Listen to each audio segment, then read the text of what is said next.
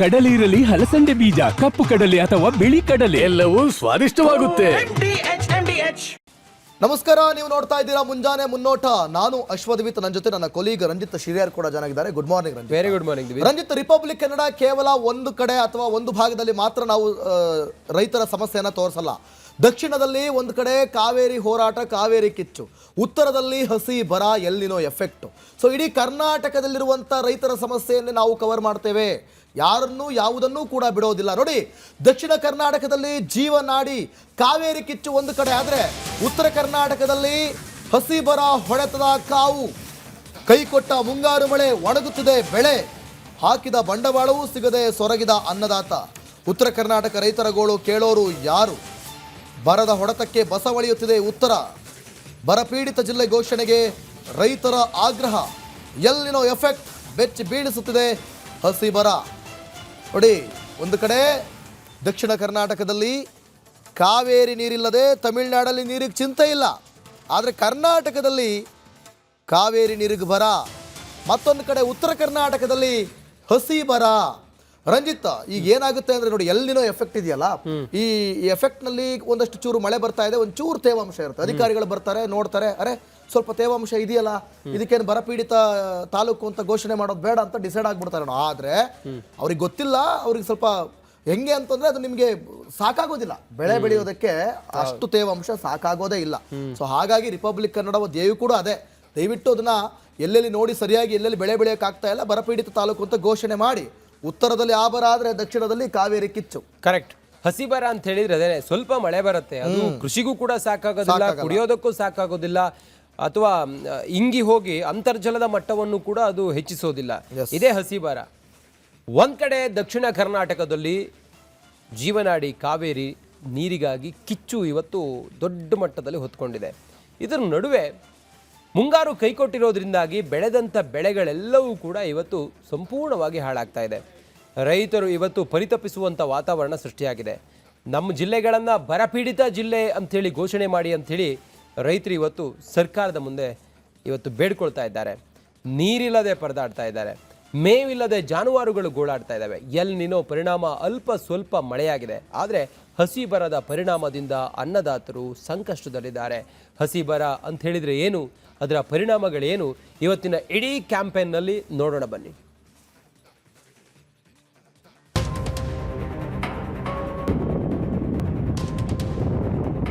ವಿಜಯನಗರ ಜಿಲ್ಲೆ ಕೂಡ್ಲಿಗಿ ತಾಲೂಕು ನರಸಿಂಹಗಿರಿ ಬಳಿ ಇದ್ದೀವಿ ನಾವು. ಈ ಜಿಲ್ಲೆನ ನೋಡ್ತಾ ಹೀಗೆ ಹೋಗ್ತಾ ಇದ್ದಾಗ ಇಲ್ಲಿ ಬರದ ಪರಿಣಾಮ ಏನು ಅನ್ನೋದು ಕಣ್ಣಿಗೆ ರಾಚು ಆಗಿದೆ. ಅಲ್ಪ ಸ್ವಲ್ಪ ಮಳೆ ಆಗಿದೆ, ಆದರೆ ಅದು ಯಾವ ಮಟ್ಟಿಗೂ ಸಾಲದು. ಹಸಿ ಬರ ಅಂತ ಹೇಳ್ತೀವಲ್ಲ, ಅದ್ರ ಪರಿಣಾಮಗಳು ಹೇಗಿರ್ತವೆ ಅಂತ. ಬರದ ಪರಿಣಾಮದಿಂದಾಗಿ ಡ್ಯಾಮ್ನಲ್ಲಿ ನೀರು ಕಡಿಮೆ ಆಗಿದೆ, ಒಂದು ಕಡೆ ಮಳೆ ಕೊರತೆ ಮತ್ತೊಂದು ಕಡೆ. ಹಾಗಾಗಿ ರೈತರಿಗೆ ಬಿತ್ತನೆ ಮಾಡೋದೇ ಒಂದು ಬಹಳ ದೊಡ್ಡ ಸವಾಲಿನ ಕೆಲಸ, ಸಾಧ್ಯನೇ ಇಲ್ಲ ಅನ್ನೋಂಥ ಪರಿಸ್ಥಿತಿ ಬಂದ್ಬಿಟ್ಟಿದೆ. ಒಟ್ಟು ಆರ್ಥಿಕ ಸಾಮಾಜಿಕ ಜೀವನ ಕುಸಿದು ಬೀಳ್ತಾ ಇದೆ ಹಳ್ಳಿ ಭಾಗಗಳಲ್ಲಿ. ಕರ್ನಾಟಕದ ದಕ್ಷಿಣದಲ್ಲಿ ಕಾವೇರಿದ ಹೋರಾಟ.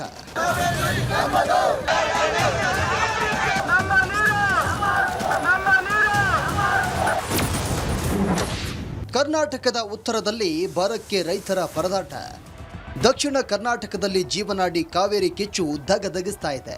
ರೈತರು, ಕನ್ನಡ ಪರ ಸಂಘಟನೆಗಳು ಹಾಗೂ ರಾಜಕೀಯ ನಾಯಕರು ಹೋರಾಟದ ರಣಕಹಳೆ ಮೊಳಗಿಸಿದ್ದಾರೆ. ಅತ್ತ ಹಸಿ ಬರಕ್ಕೆ ಉತ್ತರ ಕರ್ನಾಟಕ ಅಕ್ಷರಶಃ ನಲಿಗೆ ಹೋಗಿದೆ.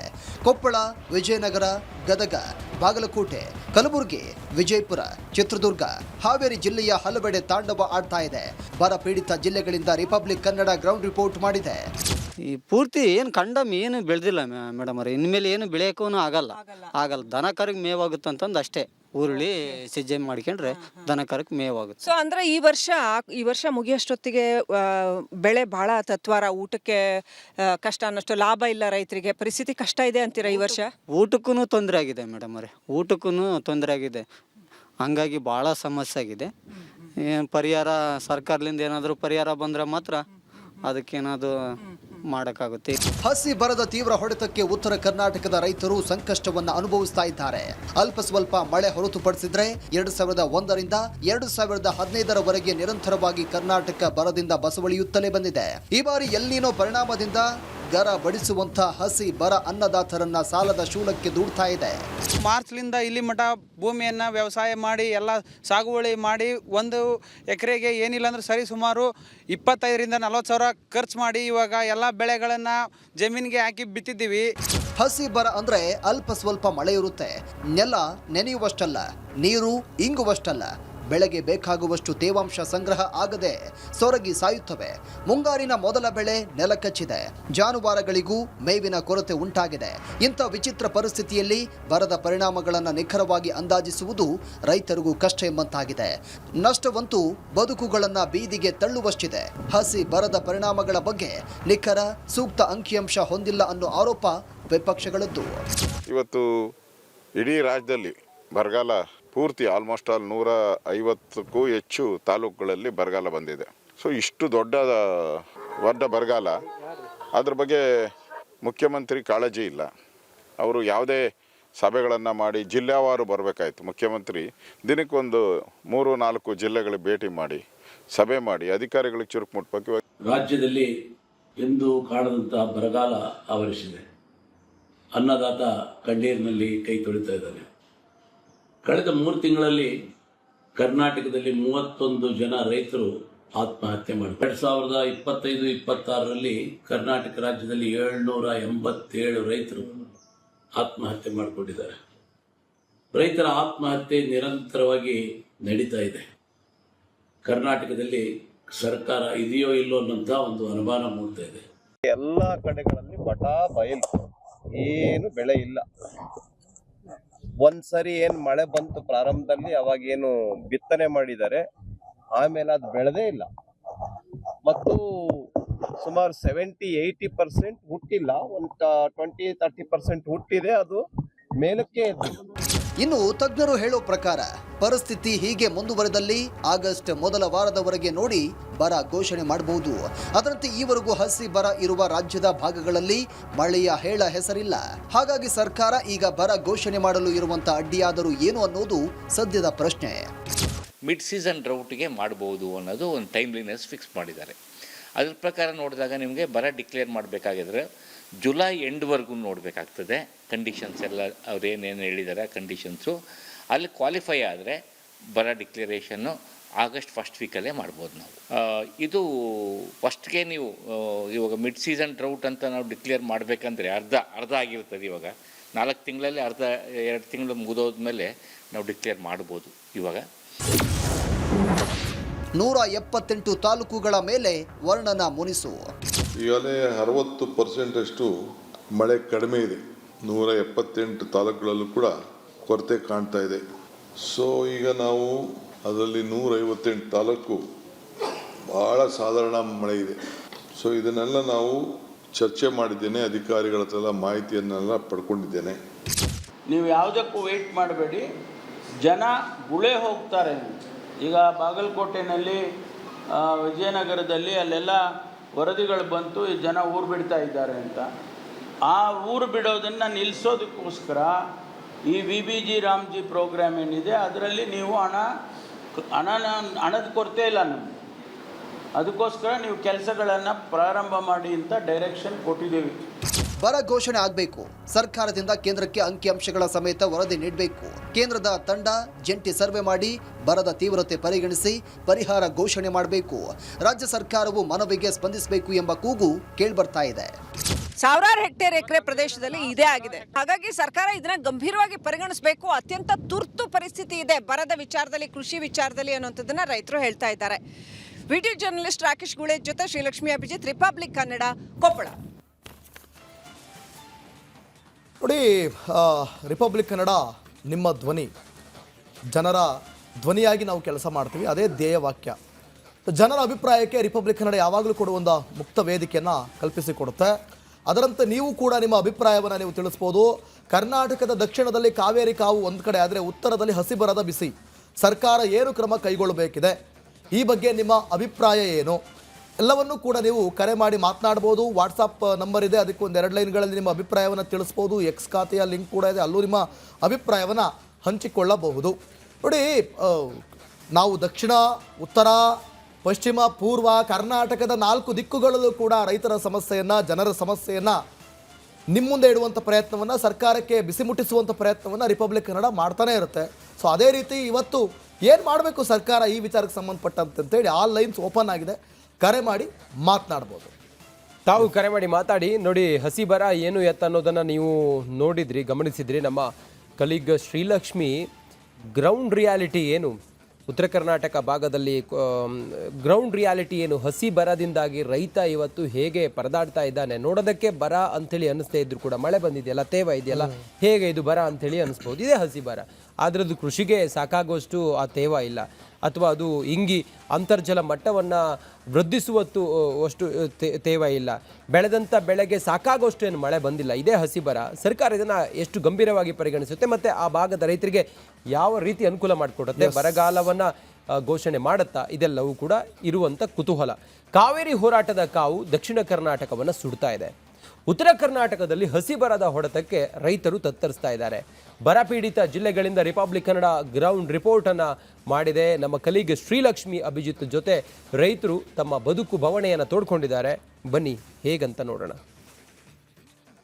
ವೀಕ್ಷಕರೇ, ನಾವಿವತ್ತು ವಿಜಯನಗರ ಜಿಲ್ಲೆ ಕೂಡ್ಲಿಗಿ ತಾಲೂಕು ನರಸಿಂಹಗಿರಿ ಬಳಿ ಇದ್ದೀವಿ.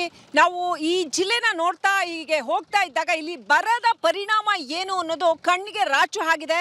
ಅಲ್ಪ ಸ್ವಲ್ಪ ಮಳೆ ಆಗಿದೆ, ಆದರೆ ಅದು ಯಾವ ಮಟ್ಟಿಗೂ ಸಾಲದು. ಹಸಿ ಬರ ಅಂತ ಹೇಳ್ತೀವಲ್ಲ, ಅದ್ರ ಪರಿಣಾಮಗಳು ಹೇಗಿರ್ತವೆ ಅಂತ ನೋಡಿ. ಹೊಲದಲ್ಲಿ ರೈತರು ಉಳುಮೆ ಮಾಡ್ತಾ ಇದ್ದಾರೆ, ಅವ್ರ ಪರಿಸ್ಥಿತಿ ಏನು ಅಂತ ಕೇಳೋಣ. ಅವ್ರನ್ನ ಮಾತಾಡ್ಸೋಣ ಬನ್ನಿ, ಅವ್ರು ಏನು ಹೇಳ್ತಾರೆ ಅನ್ನೋದನ್ನ ಕೇಳೋಣ. ನಮಸ್ಕಾರ ಸರ್. ನಮಸ್ಕಾರ ಮೇಡಮ್ ಅವರೇ. ನೀವಿದೆ ಊರ್ನವರ? ಅರುವುದೇ ಅಂತ ಮೇಡಮ್ ಇಲ್ಲಿ. ಈಗ ಮಳೆ ಬಂದಿದ್ರೆ, ಸರಿಗೆ ಮಳೆ ಬಂದಿದ್ರೆ ಇಷ್ಟೊತ್ತಿಗೆ ಬಿತ್ತನೆ ಆಗಿ ಬೆಳೆ ಸ್ವಲ್ಪನಾದ್ರೂ ಬಂದಿರ್ಬೇಕಾಗಿತ್ತಲ್ವಾ? ಬಂದಿರ್ಬೇಕಾಯ್ತು ಮೇಡಮ್. ಮೆಕ್ಕೆಜೋಳ ಯಾವುದೂ ಹಾಕಿಲ್ಲ. ಈಗ ಉಳ್ಳಿ ಇದು ಮಾಡಕ್ಕಂತ ಮಾಡಿದ್ದೀವಿ, ಉಳ್ಳಿ ಸಜ್ಜೆ ಬಿತ್ತಕ್ಕಂತ ಮಾಡಿದ್ದೀವಿ. ಎಷ್ಟೊತ್ತಿ ಶೇಂಗಾನು ಬಿತ್ತಿ ಬಿಡ್ತಿದ್ದೀವಿ ಮೇಡಮ್. ಆಗಿಲ್ಲ. ಇನ್ನು ನಿನ್ನೆ ಸಾಯಂಕಾಲ ಇಷ್ಟು ಮಳೆ ಬಂದಿದೆ ಮೇಡಮ್, ಅದಕ್ಕೆ ಹೊಡೆಯಕ್ಕೆ ಹಚ್ಚಿದ್ವಿ. ಇಲ್ಲಾಂದರೆ ಇನ್ನು ಏನು ಇರ್ತಿರಲಿಲ್ಲ. ಯಾವ ಹೊಡೆದಿಲ್ಲ ಮೇಡಮ್, ಅವರೆಲ್ಲ ಬೀಳಿದಾವೆ ಸುತ್ತ, ಯಾವ ಹೊಡೆದಿಲ್ಲ. ಹಾಗಾಗಿ ನಾವು ಡ್ರೈವರ್ ಮಾಡ್ತಿದ್ವಿ. ಇದು ಒಂಥರ ಪೂರ್ತಿ ಮಳೆ ಇಲ್ವೇ ಇಲ್ಲ ಅಂತನೂ ಕಾಣಿಸ್ತಿಲ್ಲ, ಆದ್ರೆ ಸರಿಯಾದ ಟೈಮಿಗೆ ಬರ್ಬೇಕಾದ ಟೈಮಿಗೆ ಬಂದಿಲ್ಲ. ಹೌದಾ? ಹೌದು ಮೇಡಮ್ ಅವರೇ. ಏನಿಲ್ಲ ಮೇಡಮ್ ಅವ್ರೆ, ಮುಂಚೆಗೆ ಈಗ ಒಂದೂವರೆ 2 ತಿಂಗಳು ಮುಂಚೆ ಸ್ವಲ್ಪ ಬಂದಿತ್ತು, ಈಗ ಯಾವುದೂ ಬಂದಿಲ್ಲ. ಈಗ ನಿನ್ನೆ ಸ್ವಲ್ಪ ಇಲ್ಲಿ ಈ ಭಾಗ ಮಾತ್ರ ಆಗಿದೆ, ಮತ್ತು ಈ ಕಡೆ ಎಲ್ಲ ಮುಂದೆ ಎಲ್ಲಿ ಇಲ್ಲ. ಎಲ್ಲೆಲ್ಲ ಆಗುತ್ತಂತ ಗ್ಯಾರಂಟಿ ಇಲ್ಲ. ಮಳೆ ಸರಿಯಾದ ಸಮಯಕ್ಕೆ ಬಂದಿದ್ದಿದ್ರೆ ಏನೆಲ್ಲ ಮಾಡ್ತಿದ್ರಿ? ನಿಮ್ಮ ಊರಿನ ಸುತ್ತಮುತ್ತ ರೈತರೆಲ್ಲ ಇನ್ನು ಏನೆಲ್ಲ ಮಾಡ್ತಿದ್ರು? ಮೇಡಮ್ ಅವರೇ, ನಾವು ಜೋಳ ಹಾಕ್ತಿದ್ವಿ, ಇದು ತಿನ್ನೋ ಜೋಳ ಹಾಕ್ತಿದ್ವಿ, ಮತ್ತು ಇದು ಮೆಕ್ಕೆಜೋಳ ಅಂತ ಬರುತ್ತೆ, ಕರೆ ಜೋಳ, ಕೆಂಪು ಜೋಳ, ಅದು ಹಾಕ್ತಿದ್ವಿ. ಅದು ಯಾವುದೂ ಹಾಕಿಲ್ಲ ಈ ವರ್ಷ. ಈಗ ಶೇಂಗಾ ಬಿತ್ತಕ್ಕೂ ಟೈಮ್ ಆಗಿಬಿಟ್ಟಿದೆ. ಆಲ್ರೆಡಿ ಶೇಂಗಾನು ಬಿತ್ತಲ್ಲ. ಈಗ ಸಜ್ಜೆ ಉಳ್ಳಿ ಬಿತ್ತಕ್ಕಂತ ಮಾಡಿದ್ದೀವಿ. ಸ್ವಲ್ಪ ಲಾಸ್ ಆಯ್ತಲ್ವಾ? ಭಾಳ ಲಾಸ್ ಮೇಡಮ್ ಅವರೇ. ಲಾಸ್ ಅಂದ್ರೆ ಅದು ಹೇಳಂಗಿಲ್ಲ, ಅಷ್ಟು ಲಾಸ್ ಆಗಿದೆ.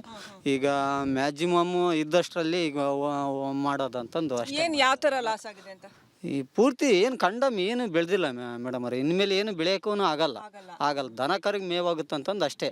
ಉರುಳಿ ಸಜ್ಜೆ ಮಾಡ್ಕೊಂಡ್ರೆ ದನ ಕರಕ್ಕೆ ಮೇವಾಗುತ್ತೆ. ಸೊ ಅಂದ್ರೆ ಈ ವರ್ಷ ಮುಗಿಯೋಷ್ಟೊತ್ತಿಗೆ ಬೆಳೆ ಬಹಳ ತತ್ವಾರ, ಊಟಕ್ಕೆ ಕಷ್ಟ ಅನ್ನೋಷ್ಟು ಲಾಭ ಇಲ್ಲ ರೈತರಿಗೆ, ಪರಿಸ್ಥಿತಿ ಕಷ್ಟ ಇದೆ ಅಂತೀರಾ ಈ ವರ್ಷ? ಊಟಕ್ಕೂ ತೊಂದರೆ ಆಗಿದೆ ಮೇಡಮ್ ಅವರೇ, ಊಟಕ್ಕೂ ತೊಂದರೆ ಆಗಿದೆ. ಹಂಗಾಗಿ ಭಾಳ ಸಮಸ್ಯೆ ಆಗಿದೆ.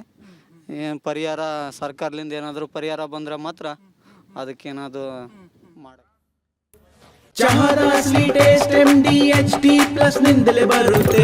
ಗಂಟು ಕಟ್ಟಿಕೋ ಲವಂಗ, ಹಸಿರು ಏಲಕ್ಕಿಯಿಂದ ತುಂಬಿದ MDHT+ ಮಸಾಲೆ. ನೋಡಿ, ಹುಬ್ಳಿಯಿಂದ ರವಿ ಅನ್ನೋರು ಕರೆ ಮಾಡಿದ್ದಾರೆ. ರವಿ ಅವರೇ ನಮಸ್ಕಾರ. ಸರ್ ನಮಸ್ಕಾರ ಸರ್, ನನ್ನ ಹೆಸರು ರವಿ ಟೋಟ್ಗಿ ಅಂತ. ಎಸ್, ಏನ್ ಹೇಳೋದಕ್ಕೆ ಬಯಸ್ತೀರಿ ಸರ್? ಸರ್, ನಮಗೀಗ ಉತ್ತರ ಕರ್ನಾಟಕದಲ್ಲಿ ಒಂದು ಪೀಕ್ ಆಲ್ರೆಡಿ ಹೋಯ್ತು. ನಮ್ಮ ಹೊಲದಲ್ಲಿ ನಾವು ಈಗ ಹತ್ತಿ ಬೆಳೆದಿದ್ದೀವಿ. ಈಗ ಏನಾಗ್ತಾ ಇದೆ ಅಂತಂದ್ರೆ, ನಮ್ಗೆ ಕಳಸಾ ಬಂಡೂರಿ ಒಂದು ಮಾಡಿಕೊಟ್ಬಿಟ್ರೆ ನಾವು 4 ಜಿಲ್ಲಾದವ್ರು ಭಾಳ ಖುಷಿ ಆಗ್ಬಿಡ್ತೀವ್ರಿ. ಬೆಳಗಾವಿ, ಹುಬ್ಬಳ್ಳಿ, ಧಾರವಾಡ, ನಮ್ಮ ಗದಗ, ಬಾಗಲಕೋಟೆ. ಕಳಸಾ ಬಂಡೂರಿ ನಾವು ಹುಟ್ಟಿದಾಗೆ ನಮ್ ಬರೀ ಇದ ನೋಡತ್ತಾರೆ. ಕಳಸಾ ಬಂಡೂರಿ ಆ ನರಗುಂದಾಗರಿ ಅದು ಅವರು ಒಂದು ಒಟ್ಟಿಗೆ ಸ್ಟೇಜ್ ತರ ಮಾಡಿ ಅಲ್ಲಿ ಪ್ರತಿಭಟನೆ ಮಾಡ್ತಾರೆ. ಯಾರು ಕೇಳೋದೇ ಇಲ್ರಿ. ನಮ್ಮ MLA ಕೇಳೋದಿಲ್ಲ, ಯಾರು ಕೇಳೋದಿಲ್ರಿ.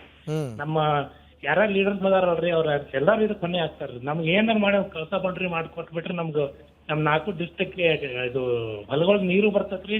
ಆಮೇಲೆ ನಮ್ಮ 2 ಡಿಸ್ಟ್ರಿಕ್ಟ್ಗಳಿಗೆ ಇದು ಬೆಳಗಾವಿ ಮತ್ತು ಹುಬ್ಬಳ್ಳಿ ಧಾರವಾಡಿಗೆ ಇದು ಕುಡಿಯಕ್ ನೀರು ಹಾಕತ್ರಿ. ಅದೊಂದ್ ಮಾಡ್ಕೊಟ್ಟು ಬಿಟ್ರೆ ಸಾಕು ನಮ್ಗೆ. ಹೆಂಗಾದ್ರು ಡಿ ಕೆ ಶಿವಕುಮಾರ್ ಈಗ ಡಿಲ್ಲೆಗ ಅದ ಅನಿಸ್ತೈತಿ. ಅವ್ರು ಇದನ್ನ ಮಾತಾಡಿ ಕೇಂದ್ರ ಜೊತೆ ಮಾತಾಡಿ ಫಿಕ್ಸ್ ಮಾಡ್ಕೊಟ್ಬಿಟ್ರೆ ಬಹಳ ಒಳ್ಳೇದಾಗತ್ರಿ. Yes, okay, thank you Ravi ಅವರೇ ರಿಪಬ್ಲಿಕ್ ಕನ್ನಡ ಜೊತೆ ಮಾತನಾಡಿದ್ದಕ್ಕೆ. ಮತ್ತೊಬ್ಬರು ಕಾಲರ್ ಇದ್ದಾರೆ. ನಮಸ್ಕಾರ ಸರ್. ನಮಸ್ಕಾರ ಸರ್. ಸಿದ್ಲಿಂಗೆ ಅವರೇ, ಹೇಗಿದ್ದೀರಿ? ಚೆನ್ನಾಗಿದ್ದೀವಿ ಸರ್. ಹೇಗಿದೆ ಬಾಗಲಕೋಟೆ ಆ ಭಾಗದಲ್ಲೆಲ್ಲ ಬರದ ಸ್ಥಿತಿ ಹೇಗಿದೆ? ಚಿಂತಾಜನಕವಾ? ಮಳೆ ಬಂದಿದೆಯಾ? ಹೇಗೆ, ಏನು ಬೆಳೆದಿದ್ರಿ ಸರ್? ಐಹೊಳೆ ನದಿ ದಡದಲ್ಲಿದೆ ಸರ್. ಸರಿ. ನದಿಯಲ್ಲಿ ನೀರಿಲ್ಲ, ಮಳೆ ಇಲ್ಲ, ಬೆಳೆದಿರೋ ಬೆಳೆ ಎಲ್ಲ ಒಣಗ್ತಾ ಇದೆ. ಹುಲಿ ಬರ ಅಧ್ಯಯನ ಮಾಡ್ತಾ ಇದ್ದಾರ ನಮಗ್ ಗೊತ್ತಿಲ್ಲ. ಏನು ಸಂಪುಟ ವಿಸ್ತರಣೆ ಮಾತ್ರ ಮಾಡ್ತಾರ, ಏನು ಬರ ಅಧ್ಯಯನ ಮಾಡ್ತಾರ ಗೊತ್ತಾಗ್ತಾ ಇಲ್ಲ ಅಲ್ವಾ? ತುರ್ತಾಗಿ ಆಗ್ಬೇಕಾದದ್ದು ರೈತರ ಜೀವ ಉಳಿಸೋ ಕೆಲಸ ಇಲ್ಲ. ಅವರಿಗೆ ತುರ್ತಾಗಿ ಆಗ್ಬೇಕಾರದು ಸಂಪುಟ ಸಭೆ, ಸಂಪುಟ ವಿಸ್ತರಣೆ. ಮಂತ್ರಿನೇ ಇಲ್ಲ. ರೈತರತ್ತ ಗಮನ ಕೊಟ್ರೆ ಸ್ವಲ್ಪ ಏನೋ ಉಳಿತಾಯ ಮಾಡ್ಕೊಳ್ತಾರೆ ರೈತರು. ವಿಪರ್ಯಾಸ ಅಂತ ಹೇಳಿದ್ರೆ ಮಂತ್ರಿನೇ ಇಲ್ಲಲ್ಲ.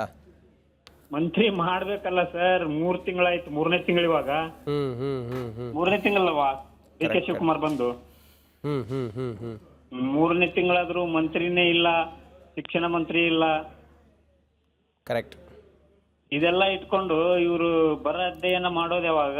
ರೈತರಿಗೆ ಸಮಾಧಾನ ಹೇಳೋದು ಯಾವಾಗ? ಆಯ್ತು, ಇವರು ಸಂಪುಟ ವಿಸ್ತರಣೆ ಆಗೋ ಅಷ್ಟೊತ್ತಿಗೆ 1 ವರ್ಷ ಹೋಗುತ್ತೆ. ಕರೆಕ್ಟ್. ಸಿದ್ಲಿಂಗಿ ಅವರ, ನಿಮ್ ಕಡೆ ಹಸಿ ಬರನಾ ಒಣ ಬರ ಸರ್? ಏನು ಇಲ್ಲ, ಮಳೆನೇ ಇಲ್ಲ, ಏನು ಇಲ್ಲ. ಇಲ್ಲಿ ಬೋರ್ಗೂ ನೀರ್ ಬರ್ತಾ ಇಲ್ಲ ಇವಾಗ. Correct sir. ಬೋರ್ವೆಲ್ಲೂ ನೀರ್ ಬರ್ತಾ ಇಲ್ಲ. ಅಂದ್ರೆ ಅಂತರ್ಜಲನೂ ಕುಸಿತಾ ಇದೆ. ಅದೇ. ಥ್ಯಾಂಕ್ ಯು ಸಿದ್ಲಿಂಗಯ್ಯ ಅವರೇ, ನಮ್ಮ ಜೊತೆಲಿ ತಾವು ಮಾತಾಡಿದ್ದಕ್ಕೆ. ಮತ್ತೊಬ್ಬರು ಕಾಲರ್ ರೆಡಿ ಇದ್ದಾರೆ. ವಿಜಯ್ ಕುಮಾರ್ ಅಂತೇಳಿ ರಾಯಚೂರಿಂದ ಕರೆ ಮಾಡಿದ್ದಾರೆ. ವಿಜಯ್ ಕುಮಾರ್ ಅವರೇ, ನಮಸ್ಕಾರ. ನಮಸ್ಕಾರ ಸರ್. ಏನ್ ಹೇಳೋದಕ್ಕೆ ಬಯಸ್ತೀರಿ ಸರ್ ಇದೆಲ್ಲ ನೋಡುವಾಗ? ಏನ್ ಸರ್, ಏನ್ ಹೇಳ್ತೀರಿ? ಈ ತರ ಒಂದ್ ಕಡೆ ಉತ್ತರದಲ್ಲಿ ಬರ, ಮತ್ತೊಂದ್ ಕಡೆ ದಕ್ಷಿಣದಲ್ಲಿ ಕಾವೇರಿ ಬಿಸಿ. ಕರ್ನಾಟಕ ಮಳೆ ಇಲ್ಲ, ಬೆಳೆ ಇಲ್ಲ ಸರ್. 2 ತಿಂಗಳಾಯ್ತು. ಜನ ಬಹಳ ತತ್ತರಿಸೋ ಇದ್ದಾರೆ ಸರ್. ಹೇಳಿ ಸರ್ಕಾರ ಏನ್ ಕ್ರಮ ಕೈಗೊಳ್ಳಬೇಕು ಸರ್? ಮತ್ತೆ ಜನರಿಗೆ ಇದಾಗ್ಬೇಕು ಸರ್, ದುಡ್ಡು ಹಾಕ್ಬೇಕು ಡಿ ಕೆ ಶಿವಕುಮಾರ್ ಅವರು. ದುಡ್ಡು ಹಾಕ್ಬೇಕಾ? ಹ್ಞೂ sir. Okay, thank you Vijay Kumar ಅವ್ರು ಹೇಳ್ತಾ ಇದ್ದಾರೆ ದುಡ್ಡು ಹಾಕ್ಬೇಕಂತ ರೈತರ ಅಕೌಂಟಿಗೆ. ಡಿ ಕೆ ಶಿವಕುಮಾರ್ ಅವ್ರು ನೋಡ್ರಪ್ಪ ಹಾಕಿ. ದುಡ್ಡಂದ್ರೆ ಬರಗಾಲ ಘೋಷಣೆ ಮಾಡಬೇಕು ಅಂತ ಅಶ್ವಥ್ ಅಂತ ಹೇಳಿ ಕರೆ ಮಾಡಿದ್ದಾರೆ. ಅಶ್ವಥ್ ಅವರೇ, ನಮಸ್ಕಾರ. ಗದಗದಿಂದ ಕಾಲ್ ಮಾಡಿದ್ದೀರಿ ಸರ್. ನಮಸ್ತೆ. ಗದಗದಿಂದ ಅಶ್ವಥ್ ಅವರು, ಏನು ಹೇಳ್ತೀರಿ? ಈ ಒಣ ಬರ, ಹಸಿ ಬರ, ರೈತರಂತೂ ಪಾಪ ಬೇಸತ್ತು ಹೋಗಿದ್ದಾರೆ. ನಮ್ಮ ಗದಗ ಜಿಲ್ಲೆಯಲ್ಲಿ ಮಾತ್ರ ಪೂರ ಬರ ಇದೆ. ಇಲ್ಲಿ ನಮ್ಮ ಗದಗ ಜಿಲ್ಲೆಯಲ್ಲಿ ಕೋಟಂಸಿ ಗ್ರಾಮದಲ್ಲಿ ಒಂದು ಕಾಲುವೆನೂ ಇಲ್ಲ, ಒಂದು ಕಿನಾಲು ಇಲ್ಲ, ಒಂದು ಹೊಳೆ ಇಲ್ಲ, ಒಂದು ಹಳ್ಳ ಇಲ್ಲ. ಕರೆಕ್ಟ್. ಪೂರ್ತಿ ಬರ ನಮ್ಮ ಗದಗ ಜಿಲ್ಲಾ, ಗದಗ ತಾಲೂಕು ಕೋಟಂಸಿ ಗ್ರಾಮದಲ್ಲಿ. ತಾವು ಏನ್ ಬೆಳಿತೀರಿ ಹಿಂಗಿರುವಾಗ? ನಾವು ಹೆಸರು ಬೆಳಿತೀವಿ, ಈರುಳ್ಳಿ ಬೆಳಿತೀವಿ, ಮೆಣಸಿನಕಾಯಿ ಬೆಳಿತೀವಿ, ಗೋವಿನ ಜೋಳ ಬೆಳಿತೀವಿ, ಜೋಳ ಬೆಳಿತೀವಿ, ಕಡ್ಲ ಬೆಳಿತೀವಿ, ಹಿಂಗಾರಿ. ಆದ್ರೆ ನಮ್ಮಲ್ಲಿ ರೋಣ ತಾಲೂಕಲ್ಲಿ ಕಾಲುವೆಗಳಿದಾವೆ, ಕೆರೆಗಟ್ಟೆಗಳು ತುಂಬಿಸ್ಕೊಳ್ಬಹುದು. ಅಕಸ್ಮಾತ್ ಕಾಲುವೆಗೆ ನೀರು ಬಿಟ್ರೆ ಕೆರೆ ಕಟ್ಟೆಗಳು ತುಂಬಿಸ್ಕೊಳ್ಬಹುದು. ನಮ್ಮ ಕೋಟಂಸಿ ಗ್ರಾಮದಲ್ಲಿ ಕಾಲುವೆಗಳು ಇಲ್ಲ. ಕರೆಕ್ಟ್. ಯಾವುದೇ ಕೆರೆಗಳಿಗೆ ಹೋದ್ರು ಮಳೆ ಬಂದ್ರೆ ಮಾತ್ರ ನೀರು. ಹಿಂದೆ ಹೋದ್ರೆ ಮಳೆ ಬರ್ದಿದ್ರೆ ನೀರೇ ಇಲ್ಲ ನಮ್ಮ ಕೋಟಂಸಿ ಗ್ರಾಮದಲ್ಲಿ. ಅದರಲ್ಲೂ ನಮ್ಮ ಗ್ರಾಮದಲ್ಲಿ 4 ದಿನಕ್ಕೊಮ್ಮೆ 5 ದಿನಕ್ಕೊಮ್ಮೆ ಒಂದು ಗ್ರಾಮದಲ್ಲಿ, ಹಳ್ಳಿಯಲ್ಲಿ ನೀರು 5 ದಿನಕ್ಕೊಮ್ಮೆ ನೀರು ಬಿಡ್ತಾರೆ ಇಲ್ಲಿ. ಯಾರು ಹೇಳೋರಿಲ್ಲ, ಯಾರು ಕೇಳೋರಿಲ್ಲ. ಜನಪ್ರತಿನಿಧಿಗಳು ಕೇಳಿದ್ರೆ ಮಾಡೋಣ ಅಂತಾರೆ, ಮತ್ತೆ ಮಾಡೋದೇ ಇಲ್ಲ. ಓಕೆ, ಥ್ಯಾಂಕ್ ಯು ಅಶ್ವಥ್ ಅವರೇ. ನೋಡಿ, ವಿಜಯ್ ಸುಂಕದ್ ಅಂತ ಹೇಳಿ ಕರೆ ಮಾಡಿದ್ದಾರೆ ಹುಬ್ಳಿಯಿಂದ. ನಮಸ್ಕಾರ ವಿಜಯ್ ಅವರೇ. ಏನ್ ಹೇಳೋದಕ್ಕೆ ಬಯಸ್ತೀರಿ ಸರ್? ಈ ತರ ಬರಗಾಲ, ಸರ್ಕಾರ ಯಾವ ರೀತಿಯ ಕ್ರಮವನ್ನು ತೆಗೆದುಕೊಳ್ಬೇಕು ಸರ್? ಅದು ಸರ್, ಈಗ ನಮ್ಮ ಕಡೆ ರೈತರ ಕಡೆ ತಗೋಬೇಕಂತ ಸರ್, ಕ್ವಿಂಟಲ್ಗೆ 3,000 2,000 ತಗೊಂತಾರ ಸರ್. ಅವ್ರ ನಾವೇನ್ರ ಬೀಜ ತಗೋಬೇಕಂತ ಸರ್ 4,000 4,500 ಬರ್ತೈತಿ ಸರ್. ಹೋಲ್ಸೇಲಾಗಿ ನಾವು ಯಾವ್ದೋ ಕೀಟನಾಶಕ ಹೊಡಿಬೇಕಂತ, ಕಳೆನಾಶಕ ಹೊಡಿಬೇಕಂತ ಸರ್ 1/2 ಲೀಟರ್ಗೆ 1,000 ರೂಪಾಯಿ ಆಗೈತೆ ಸರ್. ಅದಕ್ಕೆ ಸರ್ ರೈತರಿಗೆ ಒಂದ್ ಸರಿಯಾದ ಬೆಳೆ ಕೊಟ್ಟ ಸರ್, ಏನ್ ಸಾಲ ಮಣ್ಣು ಬ್ಯಾಡ ಸರ್, ಸರಿಯಾದ ಬೆಳೆ ಕೊಟ್ಟ ಸರ್ ರೈತನ ಒಂದ್ ಇದು ಮಾಡ್ತಾನೆ ಸರ್. ಇವ್ರ ರಾಜಕಾರಣಿಗಳಂತ ಸರ್ ಬರೀ ತಮ್ ಇದಕ್ಕಷ್ಟ ಬರ್ದಾಡ್ತಾರ ಸರ್ ಇವ್ರ. ರಾಜಕಾರಣಿ ಅಂದ್ರೆ ಇವ್ರು ಬರೀ ಓಟ್ ಹಾಕೊಂಬಿಟ್ಟು ಅಷ್ಟೇ ಬರ್ತಾರೆ ಸರ್, ಕೈ ಮುಗಿತಾರೆ ಸರ್ ಓಟ್ ಹಾಕೊಂಬಿಟ್ಟ. ಖರ್ಚು ಜಾಸ್ತಿ ಆಗತ್ತೆ ಸರ್. ಈಗ ಪರಿಹಾರ ಏನು ಅಂತ ಕೇಳ್ತಾ ಇದೀವಿ ನಾವು. ಅದು ಸರ್ ಪರಿಹಾರ ಸರ್, ರೈತರಿಗೆ ಒಂದು ಬೆಳೆ ಬೇಕು ಸರ್ ನಮ್ಮ ಇದ್ರಾಗ sir. Okay okay, thank you Vijay ಅವರೇ, ರಿಪಬ್ಲಿಕ್ ಕನ್ನಡ ಜೊತೆ ಮಾತಾಡಿ. ಶ್ರೀಶೈಲ ಅನ್ನೋರು ಕರೆ ಮಾಡಿದ್ದಾರೆ. ನಮಸ್ಕಾರ ಶ್ರೀಶೈಲ ಅವರೇ. ಸರ್ ನಮಸ್ತೆ. ಬಾಗಲಕೋಟೆಯವರು ಲಾಸ್ಟ್ ಕಾಲರ್ ಒಬ್ರು ಬಾಗಲಕೋಟೆಯವರು ಇದ್ರು. ಶ್ರೀಶೈಲ ಅವರೇ, ತಮ್ಮ ಕಡೆ ಎಲ್ಲ ಮಳೆ ಬಂದಿದೆಯಾ? ಸರ್ ನಾವು ನಿಮ್ಮ ಚಾನಲ್ ಭಾಳ ಲೈಕ್ ಮಾಡ್ತೀವಿ. ಯಾಕಂದ್ರೆ ಸರ್ ಇವಾಗ ನಮ್ಮ ಸೈಡ್ ಬಾಗಲಕೋಟೆಯಲ್ಲಿ ನಾವು ಇವಾಗ ಶೇಂಗಾ ಬಿತ್ತಬೇಕಂದ್ರೆ ಇವಾಗ ನಮ್ಮ ಕಡೆ ಮಳೆ ಆಗಿಲ್ಲ ಸರ್. ನಾವು ನಿಮ್ಮ ಸಲುವಾಗಿ ಅದೀವ್ರಿ, ನಿಮ್ಮದೇ ಧ್ವನಿ ನಮ್ಮದು. ಯಾಕಂದ್ರೆ ಸರ್ ಇವಾಗ ನಮ್ಮ ಮಹಾರಾಷ್ಟ್ರದಲ್ಲಿ ಮಳೆ ಆಗೈತೆ, ಸ್ವಲ್ಪ ಅದು ಡ್ಯಾಮ್ ನೀರು ಬಿಟ್ಟಿದ್ದಾರೆ ಇವಾಗ, ಅದಕ್ಕಾಗಿ ಸ್ವಲ್ಪ ನೀರು ಬಂದಿದೆ ಆಲಮಟ್ಟಿಯಲ್ಲಿ. ಮಳೆ ಮಾತ್ರ ಇಲ್ಲ ಸರ್ ಇವಾಗ. ಇದು ಸರ್ ಸ್ವಲ್ಪ CM ಅವರು ಇವರು ಮುಂಚೆ ಈಗ ಯಾವ ಕ್ಯಾಬಿನೆಟ್ ಮಿನಿಸ್ಟರ್ ಮಾಡ್ಕೊಂಡು ಅವ್ರ ಮಿನಿಸ್ಟರ್ ಬಂದು ಹೊಲದಲ್ಲಿ ಸ್ವಲ್ಪ ಭೇಟಿ ಮಾಡಿ ಏನಾದರೂ ಸ್ವಲ್ಪ. ಹ್ಞೂ, ಅದೇ ತುರ್ತು ಅಗತ್ಯ ಈ ಸಂದರ್ಭಕ್ಕೆ. ಸರ್ಕಾರ ಇದನ್ನು ಭಾಳ ಸೂಕ್ಷ್ಮವಾಗಿ ಗಂಭೀರವಾಗಿ ಪರಿಗಣಿಸಬೇಕು. ಥ್ಯಾಂಕ್ ಯು ಶ್ರೀಶೈಲ್ ಅವರೇ. ನೋಡಿ, ಮತ್ತೊಬ್ಬರು ಕಾಲರ್ ರೆಡಿ ಇದ್ದಾರೆ. ಕೊಪ್ಪಳದಿಂದ ಶರಣಪ್ಪ ಕರೆ ಮಾಡಿದ್ದಾರೆ. ಶರಣಪ್ಪ ಅವರೇ ನಮಸ್ಕಾರ. ನಮಸ್ಕಾರ ಸರ್. ಏನು ಹೇಳ್ತೀರಿ ಸರ್ ಈ ಬರದ ವಿಚಾರವಾಗಿ? ಸರ್ಕಾರ ಏನು ಮಾಡಬೇಕು ಸರ್? ನಮ್ಮ ಕುಷ್ಟಗಿ ತಾಲೂಕಿನಲ್ಲಿ ಯಾರು ಬಂದು ಅಧ್ಯಯನ ಮಾಡಿಲ್ಲ ಸರ್, ತೊಗರಿ ಅಥವಾ ಮೆಕ್ಕೆಜೋಳ ಸರ್ ಹಾಕಿದ್ದಿಲ್ಲ. ಹಾಗಾಗಿ ನಮ್ಗೆ ಸರ್ಕಾರದವರು ಮತ್ತು ಅಧಿಕಾರಿಗಳು ಅದು ಯಾರು ಬಂದು ವಿಸಿಟ್ ಮಾಡಿಲ್ಲ ಸರ್ ಹೊಲಕ್ಕ. ಹೇಳಿದ್ರು ರೆಸ್ಪಾನ್ಸ್ ಇಲ್ಲ ಸರ್. ಬರ ಘೋಷಣೆ ಮಾಡಿದ್ರೆ ಚೆನ್ನಾಗಿತ್ತು ಸರ್. ನಮ್ಮ ಕಡೆ ಎಲ್ಲ ಜಿಲ್ಲೆಗೂ ಹಂಗ ಇದೆ ಸರ್. ನಮ್ಮ ಕಡೆ ಉತ್ತರ ಕರ್ನಾಟಕ ಬೆಳೆ ಬೆಳೆಯುವಷ್ಟು ತೇವಾಂಶ ಇಲ್ಲ. ಇಲ್ಲ ಸರ್, ಒಣಗಿವೆ ಸರ್.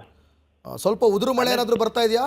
ಏನೇನಿಲ್ಲ ಸರ್, ಅಲ್ಲಿ ಅಗಿ ಸಾಕೈತಿ ಬಿಡ ಸರ್. ನಾವು ಹಚ್ಚಿವಲ್ ಸರ್. ಅವು ಏನಾಗುತ್ತಂದ್ರೆ ಅವು ತೇವಾಂಶ ಇದ್ರಪ್ಪ ಅಂದ್ರ ಒಳಗ ಹುಳಗಳು ಇರ್ತಾವಲ್ಲ ಸರ್, ಹಂಗಾಗಿ ಮಳಿ ಸರಿಗಿಲ್ಲ. ಮೋಡ ಇದೆಯಾ ಅಥವಾ ತುಂಬಾ ಬಿಸಿಲಿದೆಯಾ? ಬಿಸಿಲು ಫುಲ್ ಇದೆ ಸರ್.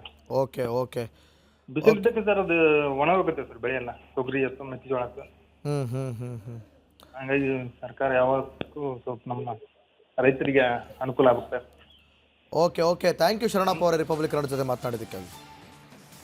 ಕೊಪ್ಪಳ ಜಿಲ್ಲೆ ಕುಕನೂರು ಭಾಗದಲ್ಲಿ ನೀರಾವರಿ ವ್ಯವಸ್ಥೆ ಇಲ್ಲ. ಸಾವಿರಾರು ಕೋಟಿ ಖರ್ಚು ಮಾಡಿ ಕಾಲುವೆ ಮಾಡಲಾಗಿದೆ. ಆದರೆ ಹನಿ ನೀರು ಕೂಡ ಆ ಕಾಲುವೆಯಲ್ಲಿ ಹರಿದೇ ಇಲ್ಲದಂತೆ ಬಿಟ್ಟಿಲ್ಲ. ಅಂದರೆ ಸರ್ಕಾರದ ನಿರ್ಲಕ್ಷ್ಯದ ವಿರುದ್ಧ ರೈತರು ಕಿಡಿಕಾರಿದ್ದಾರೆ. ಬರಪೀಡಿತ ಸ್ಥಳದಿಂದ ರಿಪಬ್ಲಿಕ್ ಕನ್ನಡ ನಮ್ಮ ಪ್ರತಿನಿಧಿ ಶ್ರೀಲಕ್ಷ್ಮಿ ಅಭಿಜಿತ್ ಗ್ರೌಂಡ್ ರಿಪೋರ್ಟ್ ಮಾಡಿದ್ದಾರೆ. ಬನ್ನಿ ನೋಡೋಣ. ಕೊಪ್ಪಳದ ಕುಕನೂರು ಭಾಗದಲ್ಲಿ ದೊಡ್ಡ ದೊಡ್ಡ ರಾಜಕಾರಣಿಗಳಿದ್ದಾರೆ. ದೊಡ್ಡ ದೊಡ್ಡ ಹೆಸರಿಗೇನು ಕಮ್ಮಿ ಇಲ್ಲ, ಬಹಳ ದೊಡ್ಡವರಿದ್ದಾರೆ. 60-70 ವರ್ಷ ರಾಜಕಾರಣ ಮಾಡಿದ್ರು ಕೂಡ ಇಲ್ಲಿ ನೀರಾವರಿ ವ್ಯವಸ್ಥೆ ಮಾಡಿಲ್ಲ ಅನ್ನೋದು ರೈತರ ಆಕ್ರೋಶ. ನೋಡಿ, ಈ ಥರ ಕಾಲುವೆಗಳಿದ್ದಾವೆ ಇಲ್ಲಿ. ಆ ಕಾಲುವೆಗಳು ತುಂಗಭದ್ರಾ ಇಂದ ಇಲ್ಲಿ ತುಂಗಭದ್ರಾ ನದಿಯಿಂದ ರೈತರಿಗೆ ನೀರು ಹರಿಸಬೇಕು ಅಂತ ಸಾವಿರಾರು ಕೋಟಿ ಖರ್ಚು ಮಾಡಿರ್ತಕ್ಕಂಥ ಕಾಲುವೆಗಳು. ಆದರೆ ಹನಿ ನೀರಾವರಿಗೆ, ಏತ ನೀರಾವರಿಗೆ ಅಂತ ಮಾಡಿರುವಂಥ ಕಾಲುವೆಗಳು ಅದು ಯಾವುದು ಕೂಡ ರೈತರಿಗೆ 1% ಉಪಯೋಗ ಆಗ್ತಾ ಇಲ್ಲ. ಹಾಗೆ ಹಾಳು ಬಿದ್ದಿದ್ದಾವೆ. ಮೇಂಟೆನೆನ್ಸ್ ಮಾಡಿದ್ರು ಕೂಡ ಅಲ್ಲಿ ನೀರೇ ಇಲ್ಲ ಅಂತಂದ್ರೆ ಏನು ಉಪಯೋಗ? ಮೇಂಟೆನೆನ್ಸು ಇಲ್ಲ, ಕೆಲವು ಕಡೆ ಮೇಂಟೆನೆನ್ಸ್ ಮಾಡಿದ್ರು ಕೂಡ ಅಲ್ಲಿ ನೀರೇ ಬರಲ್ಲ ಅಂತಂದ್ರೆ ರೈತರಿಗೆ ಏನು ಉಪಯೋಗ ಅದರಿಂದ ಅಂತ ಈ ಊರಿನ ರೈತರು ಇದ್ದಾರೆ. ಅವ್ರನ್ನೇ ಮಾತಾಡಿಸ್ತಾ ಹೋಗೋಣ. ಏನು ಕಾಲುವೆ ಇದು, ಯಾವ ಯೋಜನೆ ಇದು, ಯಾವಾಗ ಆಯಿತು, ಏನು ಕತೆ? ಮೇಡಮ್, ಇದು 2017-17 ಈ ಪ್ರಾಜೆಕ್ಟ್ ಮಾಡಿದ್ದಾರೆ. ನೆಕ್ಸ್ಟ್ ಏನಂದರೆ ಇದು ಸಾವಿರಕ್ಕೆ ಭೂಮಿಗೆಲ್ಲ ಅನುಕೂಲ ಮಾಡಿದ್ದಾರೆ. ಬಟ್ ಇದು ಅನುಕೂಲ ಮಾಡಿದ್ರಲ್ಲೇ ಇದು ಯಾವುದೇ ಥರ ನೀರು ಬರೋಂಗಿಲ್ಲ. ಯಾಕಂದರೆ ಇದು ಸುಮ್ಮನೆ ಈ ಸಾವಿರಾರು ಕೋಟಿನ ರಾಜಕಾರಣಿ ಮತ್ತು ಅಧಿಕಾರಿಗಳು ಇದನ್ನ ಸಾವಿರಾರು ಕೋಟಿನ ಬಿಸ್ನೆಸ್ ಮಾಡ್ಕೊಂಡ್ರೆ ಕಾಂಟ್ರಾಕ್ಟರ್ ಕೊಟ್ಟು ಕಮಿಷನ್ ಮ್ಯಾಗ ಇಂಥ ಯೋಜನೆಗಳ ಮಾಡಿದ್ದಾವೆ. ಇವತ್ತೇನೋ ಇದನ್ನು ಪ್ರಾಜೆಕ್ಟಾಗಿ ನೀಟಾಗಿ ಮಾಡಿದರೆ ಇವತ್ತೆಲ್ಲ ಈ ಭಾಗದ ರೈತರು ನಾವು ಸ್ವಲ್ಪ ಏನೋ ನೀರು ಇರ್ತಿತ್ತು, 4 ದಿನ ಏನೋ ಬದುಕ್ತಿದ್ವಿ ಅನ್ನೋ ಒಂದು ಧೈರ್ಯ ಇತ್ತು. ಆದರೆ ಇದನ್ನ ಏನು ಮಾಡಿದ್ರು ಅಂದರೆ ಇವತ್ತು ಯಾವ ರೈತರಿಗೂ ಇವತ್ತು ಭೂ ಸ್ವಾಧೀನ ಆಗಲ್ದಾನೆ ಕೆನಲ್ ಮಾಡಿದ್ದಾರೆ. ನೆಕ್ಸ್ಟು ಇಲ್ಲೆಲ್ಲ ಸಾವಿರಾರು ಎಕರೆ ಭೂಮಿ ಕಳ್ಕೊಂಡ ರೈತರಿಗೆ ಇವತ್ತಿಗೂ ಪರಿಹಾರ ಕೊಟ್ಟಿಲ್ಲ. ಇವತ್ತು ನಾವೆಲ್ಲ DC ಆಫೀಸ್ಗೆ ಅಡ್ಡಾಡಿ ಎಷ್ಟೋ ರೈತರು ಪಾಪ ಇವತ್ತು ಸುಸ್ತಾಗಿ ಸುಮ್ ಕೂತಿದ್ರೆ. ನೆಕ್ಸ್ಟ್ ನಾವೇನು ಹೇಳ್ತಿದ್ವಿ, ಆಮೇಲೆ ಯೋಜನೆನೂ ಹಾಳು, ರೈತರಿಗೂ ಪರಿಹಾರ ಇಲ್ಲ, ಅದರಿಂದ ಉಪಯೋಗನೂ ಇಲ್ಲ, ಹಂಗಾಗಿದೆ. ಮೇಡಮ್ ನೋಡ್ರಿ, ಸಾವಿರಾರು ಕೋಟಿ ದುಡ್ಡು ವೇಸ್ಟು, ರೈತರಿಗಿನ್ನೂ ದುಡ್ಡು ಬಂದಿಲ್ಲ. ನೆಕ್ಸ್ಟ್ ಫಲವತ್ತಾದ ಭೂಮಿನೂ ಹಾಳಾಗಿದೆ. ಯಾವ ಯೋಜನೆ ಅಂತ ಹೇಳಿದ್ರೆ ಇದು ಯಾವ ಇಯರಲ್ಲಿ ಶುರುವಾಯಿತು? ಇದು 2017 ಅಳಗುಂಡಿ ಮತ್ತು ಬಟ್ಟಿಗೆ ಏತ ನೀರಾವರಿ ಯೋಜನೆ 2017-17. ಅದರಿಂದ ಏನು ರೈತರಿಗೆ ಉಪಯೋಗನೇ ಆಗಿಲ್ಲ, ಒಟ್ಟು ಉಪಯೋಗನೇ ಆಗಿಲ್ಲ. ಇಲ್ಲಿ ನೀವು ನೋಡಿದ್ರೆ ಮೇಡಮ್, ಇಷ್ಟು ಜಾಲಿ ಬೆಳೆದ್ರೆ ಏನು ಉಪಯೋಗ ಆಗುತ್ತೆ ಮೇಡಮ್? ಇನ್ಕ್ಲೂಡಿಂಗ್ ಸಾವಿರಾರು ಎಕರೆ ಕ್ಯಾನಲ್ ಮಾಡಿದ್ರೆ. ಬಟ್ ಇವತ್ತು ಒಂದು ಹನಿ ನೀರು ಕಂಡಿಲ್ಲ. ನೆಕ್ಸ್ಟ್ ಏನಾಗಿದೆ ಅಂದರೆ ಈ ಪ್ರಾಜೆಕ್ಟನ್ನು ನೀಟಾಗಿ ಇದು ಮಾಡಿಲ್ಲ. ಅಂದರೆ ಇಷ್ಟೇ ನೀಟಾಗಿ ಮಾಡ್ಬೇಕು ಅನ್ನೋದೊಂದು ಪ್ಲಾನಿಂಗ್ ಇಲ್ಲ. ಬೇಕಾಬಿಟ್ಟು ಕೆನಲ್ ಮಾಡ್ಕೊಂಡೋಗಿ ಬೇಕಾಬಿಟ್ಟು ಬಿಲ್ ಮಾಡ್ಕೊಂಡಿದ್ದಾರೆ. ನಾ ಹೇಳ್ತೀನಿ ಮೇಡಮ್, ರಾಜಕಾರಣಿ ಮತ್ತು ಅಧಿಕಾರಿಗಳು ಒಂದು ದಂಧೆ ಮಾಡ್ಕೊಂಡಿದ್ದಾರೆ. ದಂಧೆ ಅಂದರೆ ಈ ಬರ್ತಕ್ಕಂಥ ಕಮಿಷನ್ ಕಾಂಟ್ರಾಕ್ಟ್ರಿಗೆ ಕೊಟ್ಟು ಬರ್ತಕ್ಕಂಥ ಕಮಿಷನ್ನಲ್ಲಿ 50-50 ಅನ್ನೋ ಲೆಕ್ಕಕ್ಕೆ ಹಾಕೊಂಡಿದ್ದಾರೆ. ನೋಡ್ಬೋದು ಇಷ್ಟೆಲ್ಲ 1000 ಎಕರೆ ಭೂಮಿ ಕಳ್ಕೊಂಡ್ರು ರೈತರಿಗೆ ಇವತ್ತಿನವರೆಗೆ ಈ ಭೂಮಿ ಕಳ್ಕೊಂಡ ರೈತರಿಗೆ ಪರಿಹಾರ ಕೊಟ್ಟಿಲ್ಲ. ನೆಕ್ಸ್ಟ್ ಈ ಕೆನಲ್ಲಿ ನೀರು ಬಂದಿಲ್ಲ. ಆಮೇಲೆ ಈಗ ಬರದ ಪರಿಸ್ಥಿತಿ ಇರುವಾಗ ಕಡೆ ಪಕ್ಷ ಈ ನೀರಾದ್ರೂ ಸಿಕ್ಕಿದ್ರೆ ಬದುಕೋತಿದ್ರೇನು ಅಂತ ಈ ಕೆನಲನ್ನು ನೀಟಾಗಿ ಮಾಡಿ ಇದೇ ಕೆನಲ್ಗೆ ದುಡ್ಡು ಬೇಡ, ಈ ಕೆನಲ್ಗೆ ನೀರು ಒಗ್ಸಿದ್ರೆ ಏನೋ 4 ದಿನ ಬದುಕ್ತಿದ್ವಿ. ನೀರು ಎಲ್ಲಿಂದ? ಇದು ತುಂಗಭದ್ರಾ ಡ್ಯಾಮ್ ಮೇಡಮ್, ತುಂಗಭದ್ರಾ ಹಿನ್ನೀರಿಂದ. ಓಕೆ, ಅದು ಆಗ್ಲಿಲ್ಲ. ಇದಿಲ್ಲ ಮೇಡಮ್, ನೋಡ್ಬೋದು ಒಂದು ಸಂಪ್ ಮಾಡಿದ್ರೆ ಮ್ಯಾಮ್ ಇಂಥ. ನೀವು ಇದಕ್ಕೆ ಭೂಮಿ ಕಳ್ಕೊಂಡಿದ್ದೀರಿ, ಭೂಮಿ ಕೊಟ್ಟಿದ್ದೀರಿ? ಹ್ಞೂ ರೀ ಮೇಡಮ್, ಭೂಮಿ ಕೊಟ್ಟಿವ್ರಿ. ನೀರು ಮಾತ್ರ ಬಂದಿಲ್ಲ? ಬಂದಿಲ್ಲ ರೀ ಮೇಡಮ್, ನೀರು ಬಂದಿಲ್ಲ ರೀ, ರೊಕ್ಕನೂ ಬಂದಿಲ್ಲ ರೀ. ರೊಕ್ಕನೂ ಬಂದಿಲ್ಲ, ನೀರು ಬಂದಿಲ್ಲ. ಬರದ ಇಂಥ ಪರಿಸ್ಥಿತಿಯಲ್ಲಿ, ಇಂಥ ಸಂಕಷ್ಟದ ಸನ್ನಿವೇಶದಲ್ಲಿ ರೈತರಿಗೆ ಯಾವುದೇ ಒಂದು ಪರ್ಯಾಯನೂ ಇಲ್ಲ. ಇದು ರೈತರ ಸಂಕಷ್ಟ, ಇದು ಇವರ ಯೋಜನೆಗಳ ಬಂಡವಾಳ, ಈ ಸರ್ಕಾರಿ ಯೋಜನೆಗಳ ಬಂಡವಾಳ. ಅಂದರೆ ಇಲ್ಲಿ ತಳದಲ್ಲಿ ಬಂದು ನೋಡಿದ್ರೆ ಅದು ಏನೂ ಉಪಯೋಗನೇ ಆಗಿರೋಲ್ಲ ರೈತರಿಗೆ ಅನ್ನುವಂಥದ್ದು ನಿಜಕ್ಕೂ ದುರದೃಷ್ಟಕರ. ವಿಡಿಯೋ ಜರ್ನಲಿಸ್ಟ್ ರಾಕೇಶ್ ಗುಳಿ ಜೊತೆ ಶ್ರೀಲಕ್ಷ್ಮಿ ಅಭಿಜಿತ್, ರಿಪಬ್ಲಿಕ್ ಕನ್ನಡ, ಕೊಪ್ಪಳ. ನೋಡಿ ರಂಜಿತ್, ಶ್ರೀಲಕ್ಷ್ಮಿ ಪ್ರತಿಯೊಂದನ್ನು ಕೂಡ ಅಲ್ಲಿ ಗ್ರೌಂಡ್ ರಿಪೋರ್ಟ್ನಲ್ಲಿ ತೋರಿಸ್ತಾ ಇದ್ರು. ಅಂದರೆ ಜನರ ಅಭಿಪ್ರಾಯ ಒಂದು ಕಡೆ ನೀವು ಕೇಳಿಸ್ಕೊತಾ ಇದ್ದೀರಿ ಕಾಲ್ನಲ್ಲಿ, ಆದರೆ ರೈತರ ಕಷ್ಟವನ್ನು ಕೇಳೋದಕ್ಕೆ ಯಾರೂ ದಿಕ್ಕೇ ಇಲ್ಲ ಅನ್ನೋದೇ ನಮ್ಮ ಪ್ರಶ್ನೆ. ಒಂದು ಕಡೆ ಸಚಿವ ಸಂಪುಟ ವಿಸ್ತರಣೆ ಆಗಿಲ್ಲ, ಅದಕ್ಕೆ ಬೇಕಾದಂಥ ನಾಯಕರು ಇಲ್ಲ, ಆಯಿತಾ. ಆಮೇಲೆ ರೈತರ ಕಷ್ಟ ಅದೇ ಆಗಿಲ್ಲ ಅಂದಮೇಲೆ ಇದಾಗುತ್ತಾ ಅನ್ನುವಂಥ ಪ್ರಶ್ನೆಗಳು. ಸೊ ನೋಡಿ, ನಮ್ಮ ಕೆಲಸ ನಾವು ಮಾಡಿದ್ದೀವಿ. ರಿಪಬ್ಲಿಕ್ ಕನ್ನಡ ನಾವೇನು ಸರ್ಕಾರಕ್ಕೆ ಮುಟ್ಟಿಸ್ಬೇಕೋ ಅದನ್ನು ನಾವು ಮಾಡಿದ್ದೀವಿ. ಈಗ ಇದು ಇನ್ನು ಮುಂದೆ ನಿಮ್ಮ ಕೆಲಸ, ನೀವು ಮಾಡಲೇಬೇಕಾಗುತ್ತೆ. ಅಲ್ಲಿವರೆಗೂ ನಾವು ಇದನ್ನು ತೋರಿಸ್ತಾನೆ ಇರ್ತೀವಿ. ಖಂಡಿತ ದೀವಿದು. ಒಂದು ಕಡೆಯಲ್ಲಿ ದಕ್ಷಿಣ ಕರ್ನಾಟಕ ಭಾಗದಲ್ಲಿ ಕಾವೇರಿ ನೀರಿಗಾಗಿ ಅಥವಾ ಕಾವೇರಿ ಭಾಗದಲ್ಲಿ, ಕಾವೇರಿ ಕೊಳ್ಳದ ಈ ಭಾಗದಲ್ಲಿ ನೀರಿಲ್ಲದೆ ರೈತರೆಲ್ಲ ಬಿತ್ತನೆ ಕಾರ್ಯ ಆಗದೆ ಅಥವಾ ಕೃಷಿ ಚಟುವಟಿಕೆ ನಡೆಯದೆ ಹೈರಾಣಾಗಿ ಹೋಗಿದ್ದಾರೆ. ಉತ್ತರ ಕರ್ನಾಟಕ ಭಾಗದಲ್ಲಿ ಈ ಒಣ ಬರದಿಂದಾಗಿ ಜನ ಅಂತೂ ಹೈರಾಣಾಗಿದ್ದಾರೆ. Welcome back. ಒಂದು ಕಡೆ ಉತ್ತರದಲ್ಲಿ ಹಂಗಾದರೆ ದಕ್ಷಿಣದಲ್ಲಿ ಕಾವೇರಿ ನೀರಿನ ಕಿಚ್ಚು, ಕರ್ನಾಟಕದಲ್ಲಿ ಕಾವೇರಿ ನೀರಿನ ಕಿಚ್ಚು ಜೋರಾಗ್ತಾ ಇದೆ. ಸಿಎಂ ವಿಜಯ್ ವಿರುದ್ಧ ಗೋ ಬ್ಯಾಕ್ ಚಳವಳಿ, ಮಂಡ್ಯ ರಕ್ಷಣಾ ವೇದಿಕೆಯಿಂದ ಗೋ ಬ್ಯಾಕ್ ಚಳವಳಿ ಪ್ರತಿಭಟನೆ. ರಾಜ್ಯಕ್ಕೆ ಸಿಎಂ ವಿಜಯ್ ಭೇಟಿಗೆ ವಿರೋಧ ವ್ಯಕ್ತ ಆಗ್ತಾ ಇದೆ. ಗೋ ಬ್ಯಾಕ್ ಅಂತ ಹೇಳ್ತಾ ಇದ್ದಾರೆ. ಗೋ ಬ್ಯಾಕ್ ವಿಜಯ್ ಪೋಸ್ಟರ್ ಹಿಡಿದು ಪ್ರೊಟೆಸ್ಟ್ ಅನ್ನು ಮಾಡ್ತಿದ್ದಾರೆ. ಮಂಡ್ಯದ ಸಂಜಯ್ ವೃತ್ತದಲ್ಲಿ ಪ್ರತಿಭಟನೆ. ನೋಡಿ, ನಾವು ಕಾವೇರಿ ನೀರಿಗಾಗಿ 2023ರಲ್ಲಿ ಒಂದು ಹೋರಾಟವನ್ನು ನೋಡಿದ್ವಿ. ಈಗ ಮತ್ತೆ 2026ರಲ್ಲಿ ಸತತ 3 ವರ್ಷಗಳ ನಂತರ ಈ ರೀತಿಯಾದಂಥ ಹೋರಾಟವನ್ನು ನಾವು ಗಮನಿಸ್ತಾ ಇದ್ದೀವಿ. ನೋಡಿ, ವಿಜಯ್ ಪೋಸ್ಟರ್ ಹಿಡಿದು ರಸ್ತೆ ಮಧ್ಯದಲ್ಲೇ ಹಾಲುಕ್ಕಿಸ್ತಾ ಮಂಡ್ಯ ರಕ್ಷಣಾ ವೇದಿಕೆಯಿಂದ go back Tamil Nadu CM Vijay ಅನ್ನುವಂಥ ಪೋಸ್ಟರ್ನ ಹಿಡಿದು ಹಣೆಗೆ ಗೋವಿಂದ ನಾಮವನ್ನು ಹಾಕಿ ವಿಶೇಷವಾಗಿ ಪ್ರತಿಭಟನೆಯನ್ನು ಮಾಡ್ತಾ ಇದ್ದಾರೆ. ದೃಶ್ಯದಲ್ಲಿ ಗಮನಿಸ್ತಾ ಇದ್ದೀರಿ.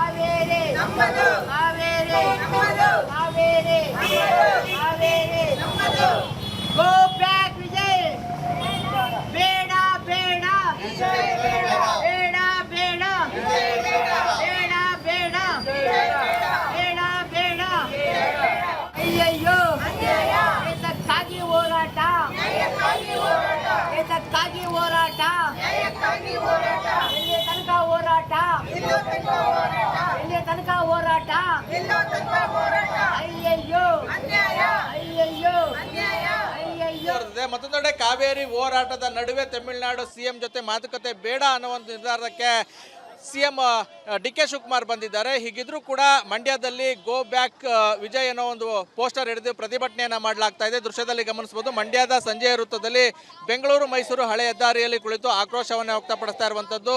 ತಮಿಳುನಾಡು ಸಿಎಂ ವಿಜಯ್ ಪದೇ ಪದೇ ಕಾವೇರಿ ವಿಚಾರದಲ್ಲಿ ಖ್ಯಾತಿಯನ್ನೇ ತೆಗಿತಾ ಇದ್ದಾರೆ. ಮೇಕೆದಾಟು ಬಳಿ ಅಣೆಕಟ್ಟೆಯನ್ನು ನಿರ್ಮಾಣ ಮಾಡೋದಕ್ಕೆ ಬಿಡ್ತಾ ಇಲ್ಲ. ಡ್ಯಾಮ್ ನಿರ್ಮಾಣ ಮಾಡೋದಕ್ಕೆ ಮತ್ತೊಂದು ರಾಜ್ಯದ ಅನುಮತಿ ಬೇಕಾಗಿಲ್ಲ ಅಂತ ಹೇಳಿ ಕೇಂದ್ರ ತಿಳಿಸಿದ್ರು ಕೂಡ ನಮ್ಮ ಅನುಮತಿ ಕಡ್ಡಾಯ ಅಂತ ಹೇಳಿ, ನಮ್ಮ ಅನುಮತಿ ಬೇಕು ಅಂತ ಹೇಳಿ ವಿಜಯ್ ಅವರು ಪ್ರಧಾನಿಗೆ ಪತ್ರ ಬರೆದಿದ್ದಾರೆ. ಹೀಗಾಗಿ ಪದೇ ಪದೇ ಖ್ಯಾತೆ ತೆಗಿತಾ ಇರುವಂಥ ಸಿಎಂ ವಿಜಯ್ ಅವ್ರ ಜೊತೆ ಮಾತುಕತೆ ಅವಶ್ಯಕತೆ ಇಲ್ಲ, ಈಗಲ್ಲ ಮುಂದೆಯೂ ಕೂಡ ಮಾತುಕತೆ ಬೇಡ ಅಂತ ಹೇಳಿ ಆಕ್ರೋಶವನ್ನು ವ್ಯಕ್ತಪಡಿಸ್ತಾ ಇರುವಂಥದ್ದು. ಈ ಬಗ್ಗೆ ಮಾತಾಡೋದಕ್ಕೆ ಪ್ರತಿಭಟನಾಕಾರಿದ್ದಾರೆ, ಅವ್ರನ್ನೇ ಮಾತಾಡಿಸ್ತೀನಿ. ಸರ್, ಡಿ.ಕೆ. ಶಿವಕುಮಾರ್ ಹೇಳಿದ್ದಾರೆ ಇಂತಹ ಸಂದರ್ಭದಲ್ಲಿ ವಿಜಯ್ ಅವ್ರ ಜೊತೆ ಮಾತುಕತೆ ಬೇಡ, ನಾನು ಅವ್ರಿಗೆ ಹೇಳ್ತೀನಿ ಅಂತ. ಜೊತೆಗೆ ಮಾತುಕತೆನ ಮುಂದೂಡಿದ್ದಾರೆ. ನೀವೇನು ಹೇಳ್ತೀರಿ ಸರ್? ಈಗ ಪ್ರತಿಭಟನೆ ಮಾಡ್ತಾ ಇದ್ದೀರಿ ಸರ್. ವಿಜಯ್ ಅವರು ಕರ್ನಾಟಕ ಬರ್ತಾರೆ ಅಂತಂದರೆ ನಮ್ಮಲ್ಲಿರೋ ರಾಜಕಾರಣ ವ್ಯಕ್ತಿಗಳು ಪ್ರಭಾವಶಾಲಿಗಳು ಏನು ಒಂದು ಬಳೆ ತೊಡ್ಕೊಂಡು ಕುತ್ಕೊಂಡು ಅಂತಾಗಿದೆ. ಹೊರ ರಾಜ್ಯದಿಂದ ಬಂದ ಮುಖ್ಯಮಂತ್ರಿ ನಮ್ಮ ರಾಜ್ಯದಲ್ಲಿ ನ್ಯಾಯ ಮಾಡ್ತೀರಾ ಅಂತ ಹೇಳಿದ್ರೆ ಇವ್ರೆಂತ ಕಳಪೆ ರಾಜಕಾರಣಿಗಳು ಅಂತ ಈ ಪ್ರಕರಣದಲ್ಲಿ ಗೊತ್ತಾಗುತ್ತೆ. ಯಾಕಂತೇಳಿ ಸರ್, ಇವ್ರಿಗೆ ವಿಜಯ್ ಅವ್ರಿಗೆ ಕರ್ನಾಟಕ ರೈತರ ಬಗ್ಗೆ ಆಸಕ್ತಿ ಇಲ್ಲ, ಮತ್ತೆ ಅಲ್ಲೂ ರೈತರು ಇಲ್ಲೂ ರೈತರು ಅಂತ ಒಂದು ಮನೋಭಾವನೆ ಇಲ್ಲ, ಹೃದಯವಂತಿಕೆ ಇಲ್ಲ. ಅವ್ರು ತಮಿಳುನಾಡು ರೈತರು ಬದುಕಬೇಕು, ಕರ್ನಾಟಕ ರೈತರು ಹಾಳಾಗಬೇಕು ಅನ್ನೋ ಮನೋಭಾವದಲ್ಲಿ ಉಳ್ಳವರು. ಈಗ ನಾವು ಬಿಡಂತ ನೀರು ವ್ಯವಸಾಯಕ್ಕೆ ಅನುಗುಣ ಆಗಿದೆ, ಅವ್ರಿಗೆ ಬಿಟ್ಟು ಅದನ್ನ ಸಂರಕ್ಷಣೆ ಮಾತುಕತೆ ಮಾಡಿ ಬಗೆಹರಿಸ್ಕೊಳ್ಳೋದು ಒಳ್ಳೇದಲ್ವಾ ಸರ್? ಬಗೆಹರಿಸ್ಕೊಳ್ಳೋದಾದ್ರೆ ಸರ್ ಇವರು ಕರ್ನಾಟಕದಲ್ಲೇ ಬಗೆಹರಿಸ್ಕೊಳ್ಬೋದು. ಯಾಕಂತ ಹೇಳಿದ್ರೆ ರೈತರ ಮುಂದೆ ಒಂದು ರೈತರ ಉಳಿಸುವಂತ ಒಂದು ಹೇಳ್ತಾರೆ, ಹಿಂದೆ ನೋಡಿದ್ರೆ ಬಾಯಿ ಅಂತೇಳಿ ಒಂದು ಇದು ಮಾಡ್ತಾರೆ. ಮತ್ತೆ ಇತ್ತೆ ನಾಯಕರುಗಳು ಮೇಕೆದಾಟು ಯೋಜನೆ ಯಾಕೆ ಜಾರಿ ತಂದಿಲ್ಲ, ವಿಜಯರು ಯಾಕೆ ಮನವೊಲಿಸಿ ಅಲ್ಲಿ ನಾನು ಹೇಳ್ಬೋದಿತ್ತಲ್ಲ, ಫೋನ್ ಕರೆ ಮೌಖಿಕ ಹೇಳ್ಬೋದಿತ್ತಲ್ಲ, ಯಾಕೆ ಹೇಳ್ತಾ ಇಲ್ಲ? ಕರ್ನಾಟಕಕ್ಕೆ ಯಾಕೆ ಭೇಟಿ ನೀಡಬೇಕಿರೋ? ಈ ಕರ್ನಾಟಕ ಭೇಟಿ ನೀಡೋದ್ರಿಂದ ಯಾವುದೋ ಇವರು ಒಳಸಂಚಿನ ರೈತರ ಮೇಲೆ ಇದೆ ಅಂತ. ಸರ್ ನೀವೇನು ಹೇಳ್ತೀರಿ ಸರ್? ಅಲ್ಲ ಸರ್, ಅಲ್ಲ ಸರ್, ಒಂದು ಕಡೆ ಮಾತುಕತೆ ಮಾತಾಡ್ತೀವಿ ಅಂತ ಹೇಳ್ತಾರೆ ವಿಜಯವರು, ಅಲ್ಲೇ ಕೇಂದ್ರಕ್ಕೆ ಅರ್ಜಿ ಹಾಕವ್ರೆ, ಕೋರ್ಟ್ಗೆ ಪತ್ರ ಮೇಕೆದಾಟು ಯೋಜನೆಗೆ ಬೇಡ ಅಂತ. ಆಮೇಲೆ ಇದಕ್ಕೆ ನೀರು ಬೇಕು ಅಂತ ಇದು ಬರ್ತಾರೆ, ಎರಡೂ ಡಬಲ್ಗೆ ಮಾಡ್ತಾ ಇರ್ತಾರೆ ವಿಜಯ್ ಅವರು. ಇಲ್ಲಿ ಬಂದು ಕೇಂದ್ರದಲ್ಲಿ ಕರ್ನಾಟಕಕ್ಕೆ ಬಂದು ಆ ಮುಖ್ಯಮಂತ್ರಿ ಏನು ಮಾಡಬೇಕು, ಇಲ್ಲಿ ಬಂದವರು ಏನು ಸಮಾಧಾನ ಮಾಡಬೇಕು ಮುಖ್ಯಮಂತ್ರಿಗಳು? ಈಗ ನಮ್ದೇನು ಗೊತ್ತಾ, ಮಾತುಕತೆ ಬೇಡ, ಅವ್ರು ಬರೋದೇ ಬೇಡ ನಮ್ಮ ಕರ್ನಾಟಕಕ್ಕೆ. ನಮ್ಮ ರೈತರಿಗೆ ಇಲ್ಲಿ ಉಳಿಸ್ತೀನಿ ಇದು ಮಾಡ್ತೀನಿ ಅಂತ ಮಾಡಿದ್ರೆ ಬಂದಿರಲಿ, ಇಲ್ಲಿ ಮಾತುಕತೆನೇ ಹೋಗಿ ಮಾಡ್ತೀನಿ ಅನ್ನೋದು, ಅಲ್ಲೋಗಿ ಅರ್ಜಿನೂ ಹಾಕೋದು, ಸುಪ್ರೀಂ ಕೋರ್ಟ್ ಅರ್ಜಿ ಹಾಕೋದು, ಕೇಂದ್ರಕ್ಕೆ ಅರ್ಜಿ ಹಾಕೋದು. ಒಟ್ಟಾರೆ ಹೇಳೋದಾದ್ರೆ ಯಾವುದೇ ಕಾರಣಕ್ಕೂ ಕೂಡ ಮಾತುಕತೆ ಅವಶ್ಯಕತೆ ಇಲ್ಲ. ಯಾಕೆಂದ್ರೆ ಪದೇ ತಮಿಳುನಾಡು CM ವಿಜಯ್ ಅವರು ನೀರಿನ ವಿಚಾರದಲ್ಲಿ ಜೊತೆಗೆ ಕಾವೇರಿ ವಿಚಾರದಲ್ಲಿ ಖ್ಯಾತೆ ತೆಗಿತಾ ಇರೋದ್ರಿಂದ ಅವರ ಜೊತೆ ಮಾತುಕತೆಯಿಂದ ಪ್ರಯೋಜನ ಇಲ್ಲ ಅಂತ ಹೇಳಿ ಆಕ್ರೋಶವನ್ನು ವ್ಯಕ್ತಪಡಿಸ್ತಾ ಇರುವಂತದ್ದು. ಕ್ಯಾಮ್ರಾಮನ್ ಇನ್ನೊಂದು ಜೊತೆ ಆನಂದ್ ರಿಪಬ್ಲಿಕ್ ಕನ್ನಡ, ಮಂಡ್ಯ. ರಾಜ್ಯದಲ್ಲಿ ಕಾವೇರಿಯ ಕಾವು ಜೋರಾಗ್ತಾ ಇದೆ, ಜಲ ಸಮರ ಮುಂದುವರೆದಿದೆ. ಯಾವುದೇ ಕಾರಣಕ್ಕೂ ನೀರು ಬಿಡಲ್ಲ ಅಂಥೇಳಿ ರಾಜ್ಯದಲ್ಲಿ ಈಗ ಎಲ್ಲರೂ ಕೂಡ ಕೂತಿದ್ದಾರೆ. ತಮಿಳುನಾಡಿನಿಂದಲೇ ರಿಪಬ್ಲಿಕ್ ಕನ್ನಡ ಗ್ರೌಂಡ್ ರಿಪೋರ್ಟ್ ಮಾಡ್ತಾ ಇದೆ. ತಮಿಳುನಾಡಿನ ಕೃಷ್ಣಗಿರಿ ಧರ್ಮಪುರಿಯಲ್ಲಿ ರಿಯಾಲಿಟಿ ಚೆಕ್ ಮಾಡಿದ್ದೀವಿ ನಾವು, ಹೇಗಿದೆ ವಾಸ್ತವ ಏನು ಅನ್ನೋದನ್ನು. ಕರ್ನಾಟಕದಲ್ಲಿ ಕಾವೇರಿ ನೀರಿಗಾಗಿ ಉರುಳು ಸೇವೆ. ತಮಿಳುನಾಡಲ್ಲಿ ಕಾವೇರಿ ನೀರಲ್ಲದೆ ಅಂದರೆ ಕಾವೇರಿ ನೀರನ್ನು ಅದರಲ್ಲೇ ಸ್ನಾನ ಮಾಡೋದು, ಸ್ವಿಮ್ಮಿಂಗು ಇದೆಲ್ಲ ನಾವು ನೋಡ್ತಾ ಇದ್ದೀವಿ. ಕರುನಾಡಲ್ಲಿ ಮಳೆ ಇಲ್ಲ, ತಮಿಳುನಾಡಿನಲ್ಲಿ ನೀರಿನ ಸಮಸ್ಯೆ ಇಲ್ಲ ಅನ್ನೋದು ನಾವು ರಿಯಾಲಿಟಿ ಚೆಕ್ ಮಾಡಿದಾಗ ಬಯಲಾಗಿದೆ. ತಮಿಳುನಾಡಿನ ಬಿಳಿಗುಂಡ್ಲುವಿನಲ್ಲಿ ರಿಪಬ್ಲಿಕ್ ಕನ್ನಡ ಗ್ರೌಂಡ್ ರಿಯಾಲಿಟಿ ಏನು ಅನ್ನೋದನ್ನು ತೋರಿಸಿದೆ. ಬನ್ನಿ, ತಮಿಳುನಾಡಿನಲ್ಲಿ ಜಲಕಂಟಕ ಇದೆಯೋ ಇಲ್ವೋ ಅನ್ನೋದನ್ನು ರಿಪಬ್ಲಿಕ್ ಕನ್ನಡದ ರಿಯಾಲಿಟಿ ಚೆಕ್ನಲ್ಲಿ ನೋಡೋಣ. ಇವಾಗ ಇದು ತುಂಬ ಸೆನ್ಸಿಟಿವ್ ಮ್ಯಾಟ್ರ್. ಇದು ನೀವು ಸ್ವಲ್ಪ ನೀರು ಕೊಡಬೇಕಂದ್ರೆ ಕೊಟ್ಟೇಬೇಕು. ಯಾಕೆಂದರೆ ಎಲ್ಲ ಮಕ್ಕಳೇ ಹೇಳ್ತೀನಿ ಸರ್, ಯಾರು ಸ್ಪೆಸಿಫಿಕ್ ಮಾಡಲ್ಲ. ಯಾವ್ದು ಮಾತಾಡ್ತಂದ್ರೆ ಇಶ್ಯೂ ಆಗುತ್ತೆ. ನಾನು ಅಲ್ಲಿ ಕೆಲಸ ಮಾಡೋ ಅಲ್ಲಿ ಅವ್ರು ಅಲೋ ಮಾಡೋಕ್ಕಲ್ಲ. ಮಳೆ ಬಂದು ಎಷ್ಟು ದಿನ ಆಯಿತು? ತುಂಬ ದಿನ ಆಯಿತು ಸರ್, 6 ತಿಂಗಳಾಯಿತು. ನೀರಿದೆ ಸರ್, ನಮ್ಮ ಮನೆಯಲ್ಲೇ ಇಲ್ಲ, ವ್ಯವಸಾಯಕ್ಕಿಲ್ಲ, ನಮ್ಮ ಮನೆ ಕುಡಿಯೋಕ್ಕಿಲ್ಲ. 5 days ಒಂದು ಬರುತ್ತೆ ಲೋಕಲ್ಲು. ಅದು ಸ್ವಲ್ಪ ಪ್ಯೂರಿಟಿ ಇಲ್ಲ. ಇಲ್ಲಿ ವಾಟರ್ ಫ್ಲೋ ಇದೆ ಅಂದರೆ ಇದು ಸ್ವಲ್ಪ ಕಲುಷಿತ ಆಗಿದೆ ನೀರು. ಅಲ್ಲಿ ರಿಫೈನಿಂಗ್ ಮಿಷಿನ್ ಇದೆ, ಇಲ್ಲಿ ಇದೆ. ಅವರು this is the main source sir. Okay, ಇಲ್ಲಿಂದ ಕ್ಲಿಯರ್ ಆಗುತ್ತೆ. ಎಲ್ಲಿದೆ ನೀರು? ಅಲ್ಲಿದೆ ಮೇನ್ ಸೋರ್ಸ್, ಇಲ್ಲಿದೆ. ಸ್ಟೋರೇಜ್ ಪ್ಲಾಂಟ್ ಇದೆ ಅಲ್ಲಿದೆ. ಆಮೇಲೆ ಈ ನೀರು ಮೇಟೂರು ಡ್ಯಾಮ್ ಹೋಗುತ್ತೆ. ಇದೆಲ್ಲ ಹೋಗುತ್ತೆ? ಮೇಟೂರು. ಹಾಂ, ಆಮೇಲೆ ಬರೋದು ಇದು ಕನೆಕ್ಟಿವಿಟಿ ಯಾವುದಿದೆ? KRS ಬರುತ್ತೆ ಮ್ಯಾಗದ. ಈಗ ಇದಿದೆಲ್ಲ KRS ಇಂದ ಡೈರೆಕ್ಟ್ ಎಲ್ಲಿ ಕನೆಕ್ಟಿವಿಟಿ ಇದೆ? ಅಲ್ಲಿ ಕೊಡಗು ಒಂದು ಪ್ಲೇಸ್ ಹೇಳ್ತಾರಲ್ಲ, ಕೊಡಗಿಂದ ಇಲ್ಲಿ ಬಂದು ಇಲ್ಲಿಂದ ಮೇಟೂರಲ್ಲಿ ತಂಜಾವೂರಲ್ಲೊಂದು ಡೈರೆಕ್ಟು ಇದಕ್ಕೆ ಇದು ಹೋಗುತ್ತೆ. ಬಟ್ ನೀರು ಕೊಡಬೇಕು ಸರ್. ನೀರು ಇಲ್ಲಾಂದರೆ ನಮ್ಗೆ ಯಾರು ಆಗಾರ ಮಾಡೋಕ್ಕಲ್ಲ. ತುಂಬ ಡ್ರೈ ಆಗುತ್ತೆ. ನೋಡಿ ಸರ್ ವಾಟರ್ ಕ್ವಾಲಿಟಿ ನೋಡಿ, ಚೆಕ್ ಮಾಡಿ. ಹಾಂ, ಇದೆ ಫುಲ್ ಡ್ರೈ. ಮತ್ತೆ ಯಾವಾಗಿತ್ತು ಸ್ವಲ್ಪ ಇದಾಗಿರೋದು? ಇದು ಇವಾಗ ನಾಳೆ ಮಧ್ಯಾಹ್ನ ಇದು ಫೆಸ್ಟಿವಲ್ ಇದೆ. ತುಂಬ ಜನ ಬರ್ತಾರೆ. ನೀವು ಅಲ್ಲಿ ಬಂದು ನೋಡಿ ಎಷ್ಟು ಜನ ಬರ್ತಾರೆ ಅಂತ ನೋಡಿ.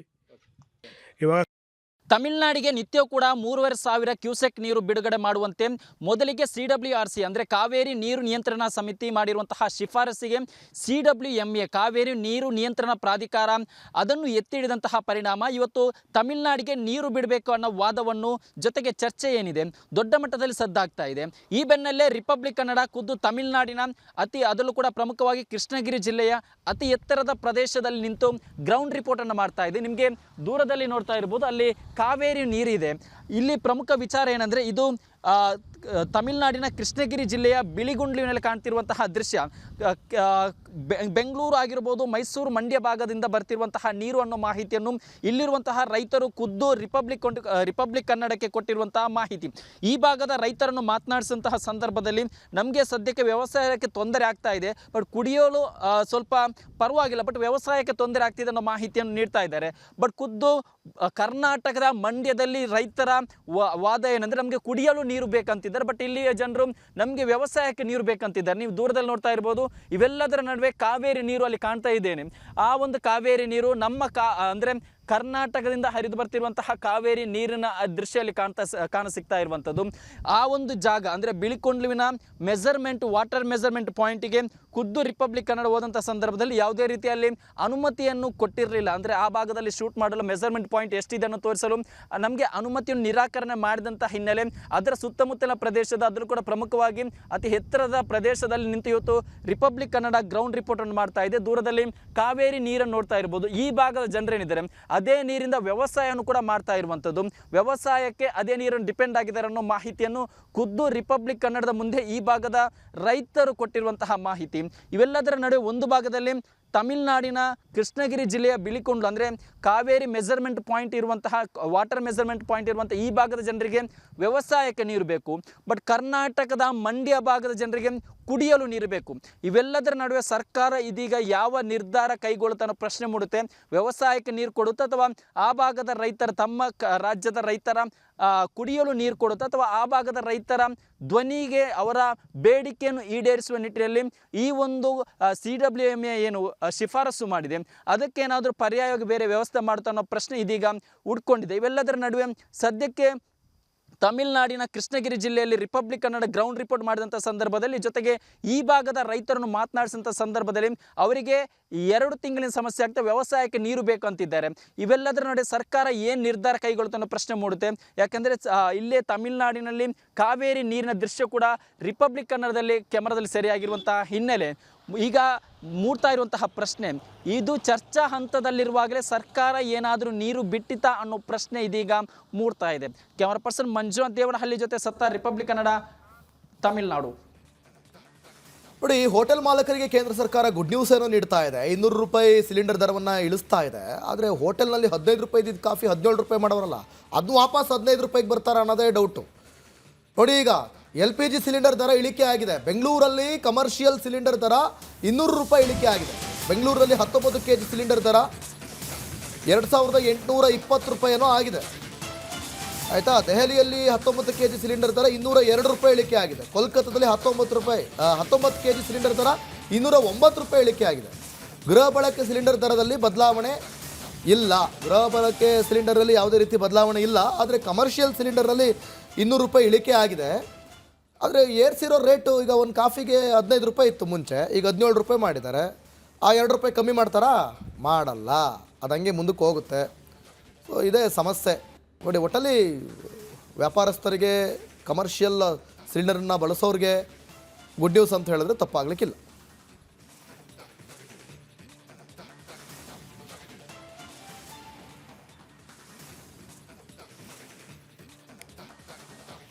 MDS ದಮ್ ಆಲು, ದಾಲ್ ತಡ್ಕ ಮತ್ತು ಮಶ್ರೂಮ್ ಮಸಾಲೆ. MDS ನಿಂದ ಊಟ ಪ್ರತಿ ಸಲ ಸ್ವಾದಿಷ್ಟಕರ. MDH ಯಾವಾಗಲೂ ನಿಮಗೆ ಹೊಸ ರುಚಿ ನೀಡಲು ಪ್ರತಿಬದ್ಧವಾಗಿದೆ. ಭೀಕರವಾದ ಬರ ರಾಜ್ಯದಲ್ಲಿ ಆವರಿಸಿಕೊಳ್ತಾ ಇದೆ. ಬಿತ್ತನೆ ನಿರೀಕ್ಷಿತ ಪ್ರಮಾಣದಲ್ಲಿ ಆಗಿಲ್ಲ. ಬಿತ್ತಿದ ಬೆಳೆಗಳು ಒಣಗಿ ಹೋಗ್ತಾ ಇದ್ದಾವೆ. ಹೀಗಿರುವಾಗ ರಾಜ್ಯದಲ್ಲಿ ಸದ್ದಿಲ್ಲದೆ ಹೆಚ್ಚಾಗ್ತಾ ಇದೆ ಅಕ್ಕಿಯ ರೇಟು. 1.5 ತಿಂಗಳಲ್ಲಿ ಅಕ್ಕಿ ಬೆಲೆ 35% ಹೆಚ್ಚಳ ಆಗಿದೆ. 12 ವರ್ಷಗಳಲ್ಲಿ ಇದೇ ಮೊದಲ ಬಾರಿಗೆ 35% ರೇಟ್ ಹೈಕ್ ಆಗಿದೆ ಅಂತೇಳಿ ಹೇಳ್ತಾ ಇದ್ದಾರೆ ವರ್ತಕರು. ಸೋನಾ ಸ್ಟ್ರೀಮ್, ಸೋನಾ ಮಸೂರಿ ಅಕ್ಕಿ ಅತಿ ಹೆಚ್ಚು ದುಬಾರಿಯಾಗಿದೆ. ಹಿಂಗಾರು ಮಳೆ ಕೈಕೊಟ್ರೆ ಅಕ್ಕಿ ಬೆಲೆ ಮತ್ತಷ್ಟು ಹೆಚ್ಚಳವಾಗುವ ಭೀತಿ ಇದೆ. ಯಶವಂತಪುರ APMCಯಲ್ಲಿ ಪ್ರತಿದಿನ 50 ಲೋಡ್ ಅಕ್ಕಿ ಬರ್ತಾ ಇತ್ತು. ಆದರೆ ದರ ಹೆಚ್ಚಳದ ಕಾರಣದಿಂದ ಅರ್ಧಕ್ಕರ್ಧ ಲೋಡ್ ಬರ್ತಾನೇ ಇಲ್ಲ ಅಂತೇಳಿ ಹೇಳ್ತಾ ಇದ್ದಾರೆ. ವ್ಯಾಪಾರಸ್ಥರು ಮಾತಾಡ್ತಾ ಹೇಳಿದ್ದಾರೆ. ಇಂದ ಮಳೆ ಕೊರತೆ ಉಂಟಾಗಿದೆ. ಮಳೆ ಕೊರತೆಯಿಂದ ಬಿತ್ತನೆ ಕೂಡ ಪೂರ್ಣ ಪ್ರಮಾಣದಲ್ಲಿ ಆಗಿಲ್ಲ. ರಾಜ್ಯದಲ್ಲಿ ಕೇವಲ 43% ಅಷ್ಟು ಬಿತ್ತನೆ ಆಗಿರುವಂತಹ ಮಾಹಿತಿ ಸಿಗ್ತಾ ಇದೆ. ಬಿತ್ತನೆ ಇಲ್ಲದೆ ಇದೀಗ ಅಕ್ಕಿ ಬೆಲೆ ಕೂಡ ಹೆಚ್ಚಳ ಆಗಿರುವಂತಹ ಸಂದರ್ಭ ಬಂದಿದೆ. ಅಂದರೆ ನಾನೀಗ APMC ಮಾರ್ಕೆಟ್ನಲ್ಲಿದ್ದೀನಿ. ಒಂದು ದಶಕದಲ್ಲಿ ಆಗದೇ ಇರುವಂತಹ ಪ್ರೈಸ್ ಹೈಕು ಈಗ ಅಕ್ಕಿ ಮೇಲೆ ಆಗಿರುವಂತಹ ವಿಚಾರಗಳು ಗೊತ್ತಾಗ್ತಾ ಇದೆ. ಈ ಹಿಂದೆ ಅಕ್ಕಿ ಪ್ರೈಸ್ ಹೆಚ್ಚಾದರೆ ಅಬ್ಬಬ್ಬ ಅಂದರೆ ಕೆಜಿಗೆ 3 ರಿಂದ 4 ರೂಪಾಯಿ ಆಗ್ತಾ ಇತ್ತು. ಆದರೆ ಈ ಬಾರಿ ಸರಾಸರಿ 35% ಅಷ್ಟು ಅಕ್ಕಿ ಬೆಲೆ ಹೆಚ್ಚಳ ಆಗಿರುವಂಥದ್ದು. ಅಂದರೆ ನಿತ್ಯ ಬಳಸುವಂತಹ ಸ್ಟೀಮ್ ಅಕ್ಕಿ ಇರ್ಬೋದು, ರಾ ಅಕ್ಕಿ ಇರ್ಬೋದು, ಬಾಯ್ಲ್ಡ್ ರೈಸ್ ಇರ್ಬೋದು, ಕೋಲಮ್ ರೈಸ್ ಇರ್ಬೋದು, ಈ ಎಲ್ಲ ಅಕ್ಕಿ ಬೆಲೆ ಕೂಡ ಹೆಚ್ಚಳ ಆಗಿರುವಂತಹ ಮಾಹಿತಿ ಸಿಗ್ತಾ ಇದೆ. ಇನ್ನು ಇದ್ರ ಬಗ್ಗೆ ಮಾತಾಡೋದಕ್ಕೆ ನಮ್ಮ ಜೊತೆ APMC ವರ್ತಕರ ಸಂಘದ ಅಧ್ಯಕ್ಷರಾದಂತಹ ಲಹೋಟಿ ಅವರಿದ್ದಾರೆ. ಮಾತಾಡ್ಸ್ಕೊಂಡು ಹೋಗೋಣ. ಸರ್, ಇದೀಗ ಒಂದು ದಶಕದಲ್ಲಿ ಈ ರೀತಿಯ ಪ್ರೈಸ್ ಹೈಕ್ ಅಕ್ಕಿ ಮೇಲೆ ಆಗಿರುವಂತಹ ಮಾಹಿತಿ ಸಿಗ್ತಾ ಇದೆ. ಹೌದಾ ಸರ್? ಎಷ್ಟಾಗಿದೆ? ಏನು ಕಾರಣಗಳಿದೆ ಇದಕ್ಕೆ? ನ್ಯಾಚುರಲಿ ಇದು ನಾವು ಕಂಡು ಬಂದಾಗೆ ಒಂದು 25-30 ವರ್ಷದಿಂದ ಅಕ್ಕಿ ಬೆಲೆಯಲ್ಲಿ ಇಷ್ಟು ಸ್ಟೀಪ್ ಹೈಕು ನಾವು ಯಾವತ್ತೂ ಕಂಡಿರಲಿಲ್ಲ. ಈ ವರ್ಷವೇ ಒಂದು 30% ಅಂದರೆ ಒಂದು ಕೆಜಿಗೆ ಸುಮಾರು ಒಂದು 15 ರೂಪೀಸ್ ಅಂತೂ 2 ಪದಾರ್ಥ ಸೋನಾ ಸ್ಟೀಮ್ ಆಗಲಿ ಸೋನಾ ಮಸೂರಿ ಇರ್ಬೋದು ಹೆಚ್ಚಳ ಜಾಸ್ತಿ ಆಗಿದೆ. ಮುಖ್ಯ ಕಾರಣ ಎಕ್ಸ್ಪೋರ್ಟ್ ಜಾಸ್ತಿ ಹೋಗಿರೋದು. ಹಾಗೆ ಈ 50% ಇವಾಗ ಬಿತ್ತನೆ ಸೋಯಿಂಗ್ ಕಮ್ಮಿ ಆಗಿದೆ. ತಮ್ಮ ಪ್ರಕಾರ 45% ಹೇಳಿದ್ರೆ ಭಾಳ ಸಂತೋಷ. ಬಟ್ ನಮ್ಮ ಪ್ರಕಾರ ಒಂದು 25 to 30% ಸೋಯಿಂಗ್ ಆಗಿದ್ರೂ ತಿರ್ಗಿ ಅದಕ್ಕೆ ನೀರು ಎಲ್ಲಿದೆ? ಇರಿಗೇಷನ್ ಇಲ್ಲ, ಮಳೆ ಇಲ್ಲ, ನೀರಾವರಿ ಇಲ್ಲ ಅಂತ ಹೇಳಿದ್ರೆ ಭತ್ತ ಹಾಗೂ ಕಬ್ಬು ಬರಲ್ಲ. ಸೊ 6 ತಿಂಗಳು ಕ್ರಾಪ್ನಲ್ಲಿ ಮಳೆ ಬೀಳಲಿಲ್ಲ ಅಂತ ಹೇಳಿ ಭಾಳ ಕಷ್ಟ ಇದೆ.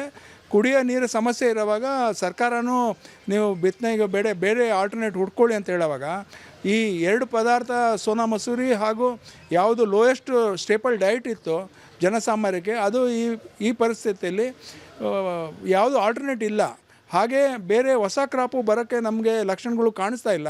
ಆ ಕಾರಣದಿಂದ ಈ ಬೆಲೆ ಇನ್ನು ಮುಂದೆ ಹೆಚ್ಚಾಗುವ ಸಾಧ್ಯತೆ ಇದೆ. ಮುಂಚೆ ಪ್ರಮುಖವಾಗಿ ಎಲ್ಲಿಂದ ಅಕ್ಕಿ ಇಲ್ಲಿಗೆ ಬರ್ತಾ ಇತ್ತು ಸರ್? ಮುಂಚೆ ಎಷ್ಟು ಟನ್ಗಳು ಅಕ್ಕಿ APMC ಮಾರ್ಕೆಟಿಗೆ ಬರ್ತಾ ಇತ್ತು? ಈಗ ಅದೆಷ್ಟು ಕಮ್ಮಿ ಆಗಿದೆಯಾ ಅಥವಾ ಎಷ್ಟು ತೊಗೊಳ್ತಾ ಇದ್ದೀರಾ ನೀವು? ಇಲ್ಲ, ಅಕ್ಕಿ ಅಂತೂ ಅಟ್ ಪ್ರೆಸೆಂಟು ಏನೇನು ಸ್ಟಾಕ್ಸ್ ಇದೆ ಪ್ರೈಸ್ ವೇರಿಯೇಷನ್ ಆಗಿದೆ. ಯಾಕೆಂದರೆ ಇದು ಸಾಮಾನ್ಯ ಸಿನಾರಿಯೋ, ಡಿಮ್ಯಾಂಡ್ ಜಾಸ್ತಿ ಇದೆ. ಆದರೆ ಇದು ಪರ್ಚೇಸಿಂಗ್ ಪವರ್ ನಮ್ಮದೇ ಕಮ್ಮಿ ಆಗ್ಬಿಟ್ಟಿದೆ. ನಾವು ಯಾವುದೇ ಪದಾರ್ಥಕ್ಕೆ 10 ಟನ್ನು 15 ಟನ್ ಆರ್ಡ್ರ್ ಕೊಡೋರು ಪ್ರೈಸ್ ರೈಸಿಂದ ನಮ್ಮ ಕ್ಯಾಪಿಟಲ್ಲು ಕನ್ಸ್ಯೂಮರು ಅಷ್ಟೇ, ರಿಟೇಲರ್ಸು 10-20 ಕಟ್ಟ ಹಾಕೋರು ಇವಾಗ 5 ಕಟ್ಟ 6 ಕಟ್ಟ ತೊಗೊಂಡೋಗ್ತಾ ಇದ್ದಾರೆ. ಇವಿಷ್ಟು ಲಹೋಟಿ ಅವರ ಮಾತು. ಅಂದರೆ ಪ್ರಮುಖವಾಗಿ ರಾಜ್ಯದಲ್ಲಿ ಈ ಬಾರಿ ನಿರೀಕ್ಷಿತ ಮಟ್ಟದ ಮಳೆ ಬರೆದಿರುವಂತಹ ಹಿನ್ನೆಲೆಯಲ್ಲಿ ಬಿತ್ತನೆ ಕಾರ್ಯ ಕೂಡ ತುಂಬಾ ಕಮ್ಮಿ ಆಗಿದೆ. ಇದರಿಂದ ಅಕ್ಕಿ ಬೆಳೆ ಕೂಡ ಕಮ್ಮಿ ಬಂದಿರುವಂಥದ್ದು. ಹೀಗಾಗಿ ಬೆಳೆ ಕಮ್ಮಿಯಾದಂತಹ ಬೆನ್ನಲ್ಲೇ ದರ ಕೂಡ ಹೆಚ್ಚಳ ಆಗಿದೆ. ಮುಂದಿನ ದಿನಗಳಲ್ಲಿ ಮಳೆ ಕೊರತೆ ಹೀಗೆ ಮುಂದುವರೆದರೆ ಸಾಕಷ್ಟು ಕಷ್ಟ ಆಗಲಿಕ್ಕಿದೆ ಅನ್ನೋ ಒಂದು ವಿಚಾರವನ್ನು ಕೂಡ ಅವರು ಪ್ರಸ್ತಾಪ ಮಾಡಿದ್ದಾರೆ. ಕ್ಯಾಮ್ರಾ ಪರ್ಸನ್ ಮಂಜುನಾಥ್ KS ಜೊತೆ ದೀಪ್ತಿ ತೋಳ್ಪಡಿ, ರಿಪಬ್ಲಿಕ್ ಕನ್ನಡ, ಬೆಂಗಳೂರು. ನೋಡಿ, ಇಂದು ಮೈಸೂರಿಗೆ ಪ್ರಧಾನಿ ಮೋದಿ ಆಗಮಿಸುತ್ತಿದ್ದಾರೆ. ಮೋದಿ ಸ್ವಾಗತಕ್ಕೆ ಮೈಸೂರು ಭರ್ಜರಿಯಾಗಿ ಸಿದ್ಧಗೊಂಡಿದೆ. ಮಧ್ಯಾಹ್ನ 2:55ಕ್ಕೆ ಮೈಸೂರಿಗೆ ಮೋದಿ ಆಗಮಿಸ್ತಾರೆ. ಮಧ್ಯಾಹ್ನ 3:15ಕ್ಕೆ ಓವಲ್ ಮೈದಾನಕ್ಕೆ ನರೇಂದ್ರ ಮೋದಿ ಎಂಟ್ರಿ ಕೊಡ್ತಾರೆ. 3:25ಕ್ಕೆ ವಿವೇಕ ಸ್ಮಾರಕಕ್ಕೆ ಭೇಟಿ ನೀಡ್ತಾರೆ. ಬಳಿಕ ರಾಮಕೃಷ್ಣ ಆಶ್ರಮದಲ್ಲಿ 5 ನಿಮಿಷ ಧ್ಯಾನವನ್ನು ಕೂಡ ಮಾಡಲಿದ್ದಾರೆ. 3:30ರಿಂದ 5:15ರವರೆಗೆ ವೇದಿಕೆ ಕಾರ್ಯಕ್ರಮದಲ್ಲಿ ವೇದಿಕೆಯನ್ನು ಹಂಚಿಕೊಳ್ತಾರೆ. ಸ್ಮಾರಕ ಸುತ್ತಮುತ್ತ ಜನರ ಓಡಾಟಕ್ಕೆ ನಿರ್ಬಂಧವನ್ನು ಕೂಡ ಹೇರಲಾಗಿದೆ. ಸ್ಮಾರಕ ಸಂಪರ್ಕ ಕಲ್ಪಿಸುವಂಥ ರಸ್ತೆಗಳನ್ನು ಕೂಡ ಈಗಾಗಲೇ ಬಂದ್ ಮಾಡಲಾಗಿರುವಂಥದ್ದು. ಅಂಗಡಿಗಳನ್ನು ಕೂಡ ಮುಚ್ಚಿಸಲಾಗಿದೆ. ಒಂದಷ್ಟು ಬಿಗಿ ಬಂದೋಬಸ್ತನ್ನು ಕೂಡ ಮಾಡಲಾಗಿರುವಂಥದ್ದು. ಸ್ಮಾರಕದ ಸುತ್ತ ಇರುವಂಥ ಶಾಲಾ ಕಾಲೇಜುಗಳಿಗೆ ರಜೆಯನ್ನು ಕೂಡ ಘೋಷಣೆ ಮಾಡಲಾಗಿದೆ. ವಿವೇಕ ಸ್ಮಾರಕ ಉದ್ಘಾಟನೆಗೆ ಕ್ಷಣಗಳೇ ಆರಂಭ ಆಗಿದೆ. ಸಾಂಸ್ಕೃತಿಕ ಮೈಸೂರು ಪ್ರಧಾನಮಂತ್ರಿಯನ್ನ ಬರಮಾಡ್ಕೊಳ್ಳೋದಕ್ಕೆ ಸಕಾಲ ರೀತಿಯಲ್ಲೂ ಕೂಡ ಸಜ್ಜಾಗಿರುವಂಥದ್ದು. ನಾನೀಗ ಸದ್ಯ ವಿವೇಕ ಸ್ಮಾರಕದ ಮುಂಭಾಗದಲ್ಲಿದ್ದೇನೆ. ದೃಶ್ಯ ಗಮನಿಸ್ತಾ ಇರ್ಬೋದು.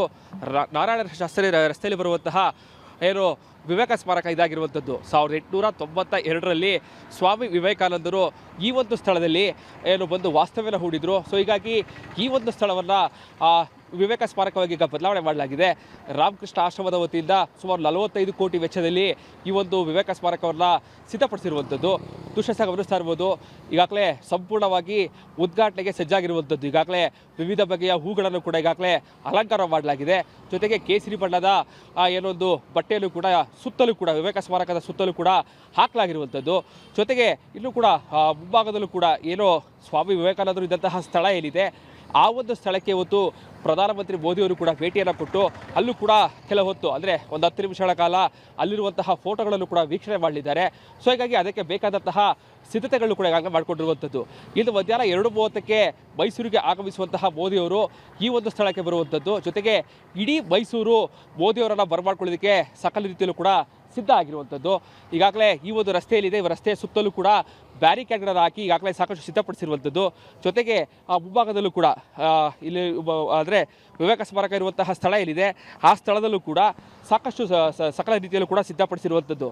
ಈಗ ಮೋದಿಯವರು ಬರುವಂತಹ ಸ್ಥಳ ಏನಿದೆ ಈ ಒಂದು ಸ್ಥಳದಲ್ಲಿ ಪಾಸ್ ಇದ್ದವರಿಗೆ ಮಾತ್ರ ಅವಕಾಶವನ್ನು ಕೊಟ್ಟಿರುವಂಥದ್ದು. ಸಂಪೂರ್ಣವಾಗಿ SPG ಅವರ ಭದ್ರತೆಯಲ್ಲಿ ಸುಭದ್ರತೆಯಲ್ಲಿ ಈಗ ವಿವೇಕ ಸ್ಮಾರಕ ಇರುವಂಥದ್ದು. ಪೊಲೀಸರು ಕೂಡ ಸಾಕಷ್ಟು ಭದ್ರತೆಯಲ್ಲಿ ಏರ್ಪಡಿಸಿದ್ದಾರೆ. ಜೊತೆಗೆ ಅಲ್ಲಿ ಪಕ್ಕದಲ್ಲಿ ಕಾಣ್ತಾ ಇರುವಂತಹ ದೇವಸ್ಥಾನ ಏನಿದೆ ಅಲ್ಲಿಗೆ ಕೂಡ ಏನೋ ಒಂದು ಮೋದಿಯವರು ಕೂಡ ಭೇಟಿಯನ್ನು ಕೊಟ್ಟು ಕೆಲ ಕಾಲ ಏನೋ ಒಂದು ಪೂಜೆಯನ್ನು ಕೂಡ ನೆರವೇರಿಸ್ತಾರೆ ಸ್ವಾಮಿ ವಿವೇಕಾನಂದರಿಗೆ. ಅದಾದ ಬಳಿಕ ಇಲ್ಲಿರುವಂತಹ ಏನು ವಿವೇಕ ಸ್ಮಾರಕ ಸ್ವಾಮಿ ವಿವೇಕಾನಂದ ಸಾಂಸ್ಕೃತಿಕ ಯುವ ಕೇಂದ್ರದಲ್ಲಿದೆ ಅಲ್ಲಿ ಒಳಭಾಗದಲ್ಲೂ ಕೂಡ ಈಗಾಗಲೇ ಏನು ಆ ಎಂಟ್ರೆನ್ಸ್ಗೆ ವಿವಿಧ ಏನು ಹೂಗಳಿಂದಲೂ ಕೂಡ ಈಗಾಗಲೇ ಸಾಕಷ್ಟು ಅಲಂಕಾರ ಮಾಡಲಾಗಿದೆ. ಈ ಒಂದು ಸ್ಮಾರಕ ಉದ್ಘಾಟನೆಗೆ ಈಗ ಕ್ಷಣಗಣನೆ ಆರಂಭ ಆಗಿರುವಂಥದ್ದು. ಇನ್ನು ಆ ಸ್ಮಾರಕದ ಮುಂಭಾಗದಲ್ಲಿ ಒಂದು ಫ್ಲೆಕ್ಸ್ ಕೂಡ ಹಾಕಿರುವಂಥದ್ದು. ಪ್ರಧಾನಮಂತ್ರಿ ನರೇಂದ್ರ ಮೋದಿ ಅವರ ಆಗಮನಕ್ಕೆ ಈ ಒಂದು ಫ್ಲೆಕ್ಸ್ ಕೂಡ ಹಾಕಲಾಗಿದೆ. ಈಗಾಗಲೇ ಏನು ಈ ಒಂದು ಸ್ಮಾರಕ ಆಗಬೇಕಾದ್ರೆ ರಾಮಕೃಷ್ಣ ಆಶ್ರಮದ ಸ್ವಾಮಿ ಏನೋ ಮುಕ್ತಿನಾನಂದ ಮಹಾರಾಜರಿದ್ದಾರೆ, ಅವರ ಶ್ರಮ ಕೂಡ ಸಾಕಷ್ಟಿದೆ. ಸೊ ಹೀಗಾಗಿ ಸಂಪೂರ್ಣವಾಗಿ ಯುವಕರಿಗೆ ಒಂದು ಸಂದೇಶವನ್ನು ಕೊಡುವಂತಹ ಸ್ಮಾರಕ ಇದಾಗಿರುವಂಥದ್ದು. ಹ್ಯಾಂಪಿ ಥಿಯೇಟರ್ ಇದೆ, ಸುಮಾರು 650 ಜನ ಕುಳಿತು ವೀಕ್ಷಣೆ ಮಾಡುವಂತಹ ಹ್ಯಾಂಪಿ ಥಿಯೇಟರ್ ಇರ್ಬೋದು. ಸಾಕಷ್ಟು ಇಲ್ಲೂ ಮುಂಭಾಗದಲ್ಲೂ ಕೂಡ ಈ ಸ್ಮಾರಕದ ಪಕ್ಕದಲ್ಲಿರುವಂತಹ ಏನಿದೆ ಇಲ್ಲಿ ಆ ಒಂದು ಗ್ರಂಥಾಲಯ ಬರುತ್ತೆ. ಜೊತೆಗೆ ಆ ತರಬೇತಿಗಳಿಗೆ ವಿದ್ಯಾರ್ಥಿಗಳಿಗೆ ಅನುಕೂಲ ಆಗೋದಕ್ಕೆ ಕ್ಲಾಸ್ಗಳ ವ್ಯವಸ್ಥೆ ಕೂಡ ಮಾಡಲಾಗಿದೆ. ಜೊತೆಗೆ ಸಂಪೂರ್ಣವಾಗಿ ಯುವಕರಿಗೆ ಸಾಕಷ್ಟು ಸಹಾಯ ಆಗುವಂತಹ ನಿಟ್ಟಿನಲ್ಲಿ ಅದರಲ್ಲೂ ಕೂಡ ಇತ್ತೀಚಿನ ವರ್ಷಗಳಲ್ಲಿ ಈ ರೀತಿಯಾದಂತಹ ಸ್ಮಾರಕಗಳು ಅತ್ಯವಶ್ಯಕವಾಗಿತ್ತು. ಸೊ ಹೀಗಾಗಿ 45 ಕೋಟಿ ವೆಚ್ಚದಲ್ಲಿ ವಿವೇಕ ಸ್ಮಾರಕ ಉದ್ಘಾಟನೆಗೆ ಕ್ಷಣಗಣನೆ ಆರಂಭ ಆಗಿದೆ. ಪ್ರಧಾನಮಂತ್ರಿಗಳು ಜೊತೆಗೆ CM DK ಶಿವಕುಮಾರ್ ಕೂಡ ಈ ಒಂದು ಸ್ಮಾರಕವನ್ನು ಭೇಟಿ ಕೊಟ್ಟು ಉದ್ಘಾಟನೆ ಮಾಡಲಿದ್ದಾರೆ. ಸೊ ಹೀಗಾಗಿ ಸಾಂಸ್ಕೃತಿಕ ಮೈಸೂರು ಸಕಲ ರೀತಿಯಲ್ಲೂ ಕೂಡ ಮೋದಿಯವರನ್ನು ಬರ್ಕ್ ಮಾಡಿಕೊಳ್ಳೋಕ್ಕೆ ಸಕಲ ರೀತಿಯಲ್ಲೂ ಕೂಡ ಸಜ್ಜಾಗಿರುವಂಥದ್ದು. ಕ್ಯಾಮ್ರಾ ಪರ್ಸನ್ ಸಚಿನ್ ಜೊತೆಗೆ ವಿನೋದ್ ಪಡವರಹಳ್ಳಿ, ರಿಪಬ್ಲಿಕ್ ಕನ್ನಡ, ಮೈಸೂರು. ಆಗಸ್ಟ್ 9ನೇ ತಾರೀಕಿನಿಂದ JDSನಿಂದ ಬಿಡದಿ ಪಾದಯಾತ್ರೆ. ಚೆನ್ನಮ್ಮ ನಿಧನದಿಂದ ಮುಂದೂಡಿದ್ದ ಪಾದಯಾತ್ರೆ ಅಧಿವೇಶನವನ್ನು ಗುರಿಯಾಗಿಸಿಕೊಂಡು JDS ಹೋರಾಟವನ್ನು ಮಾಡುತ್ತೆ. ಆಗಸ್ಟ್ 9ನೇ ತಾರೀಕಿನಿಂದ ಪಾದಯಾತ್ರೆ, JDS ಪಾದಯಾತ್ರೆ. ಆಗಸ್ಟ್ 9ರಿಂದ 11ರವರೆಗೆ 3 ದಿನಗಳ ಪಾದಯಾತ್ರೆ. ಮೊದಲೇ ನಿಗದಿಯಾಗಿದ್ದಂಥ ಪಾದಯಾತ್ರೆ ಇದು. ಬೈರಮಂಗಲದಿಂದ ಫ್ರೀಡಂ ಪಾರ್ಕ್ನವರೆಗೂ ಕೂಡ ರ್ಯಾಲಿಯನ್ನು ಹಮ್ಮಿಕೊಂಡಿದ್ದಾರೆ. ಆಗಸ್ಟ್ 14ರಂದು ವಿಧಾನಸೌಧ ಚಲೋಗೂ ಕೂಡ ಕರೆ ಕೊಟ್ಟಿದ್ದಾರೆ. ನಮ್ಮ ಪ್ರತಿನಿಧಿ ಚಂದ್ರು ಇದ್ದಾರೆ ದೂರವಾಣಿ ಸಂಪರ್ಕದಲ್ಲಿ. ಚಂದ್ರು, ಮೊದಲೇ ನಿಗದಿಯಾಗಿದ್ದಂಥ ಪಾದಯಾತ್ರೆ JDS ಪಾದಯಾತ್ರೆ ಈಗ ದಿನಾಂಕ ಬದಲಾಗಿದೆ. ಪಾದಯಾತ್ರೆಯ ರೂಪುರೇಷೆಗಳೇನಾದರೂ ಬದಲಾಗುತ್ತಾ, ಹೇಗೆ?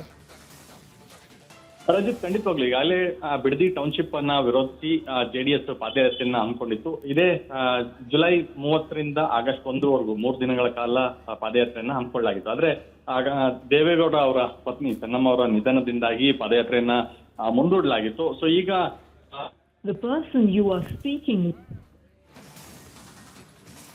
ಓಕೆ, ಬಹುಶಃ ತಾಂತ್ರಿಕ ಸಮಸ್ಯೆ ಆಗಿದೆ. Thank you.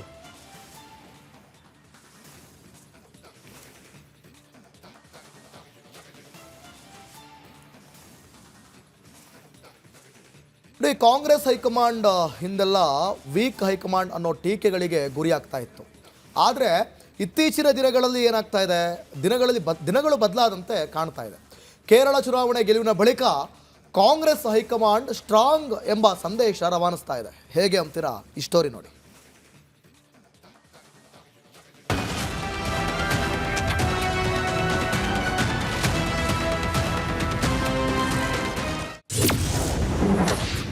ಸಂಪುಟ ಪಟ್ಟಿ ಫೈನಲ್ ಮಾಡಿದ ಹೈಕಮಾಂಡ್. ಕ್ಯಾಬಿನೆಟ್ ವಿಸ್ತರಣೆ ವೇಳೆ ಸ್ಟ್ರಾಂಗ್ ಮೆಸೇಜ್.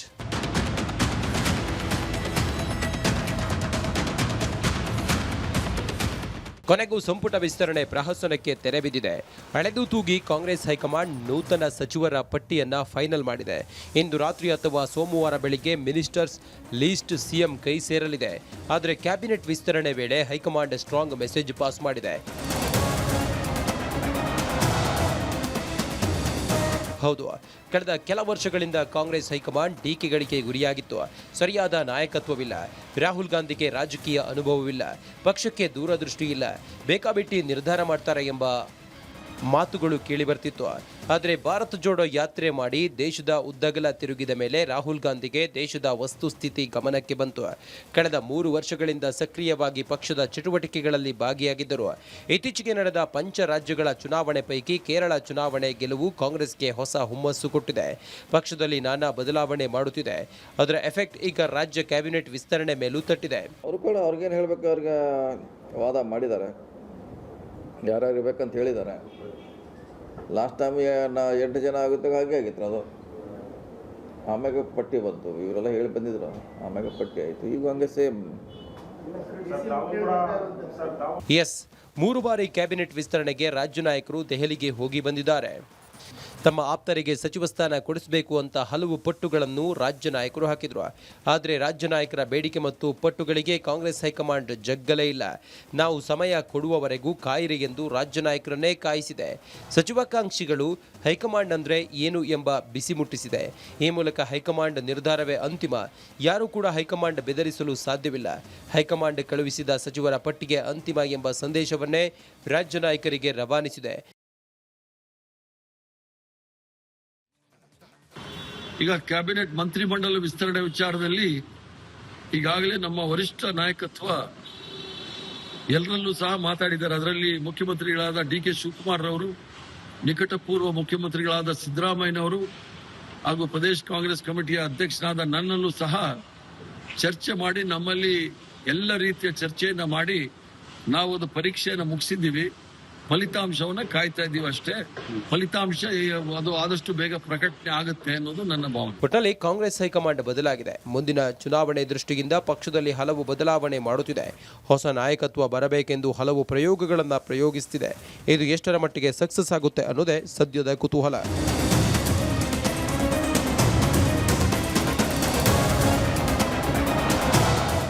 MDH ದಮ್ ಆಲು, ದಾಲ್ ತಡ್ಕ ಮತ್ತು ಮಶ್ರೂಮ್ ಮಸಾಲೆ. MDH ನಿಂದ ಊಟ ಪ್ರತಿ ಸಲ ಸ್ವಾದಿಷ್ಟಕರ. MDH ಯಾವಾಗ್ಲೂ ನಿಮ್ಗೆ ಹೊಸ ರುಚಿ ನೀಡಲು ಪ್ರತಿಬದ್ಧವಾಗಿದೆ.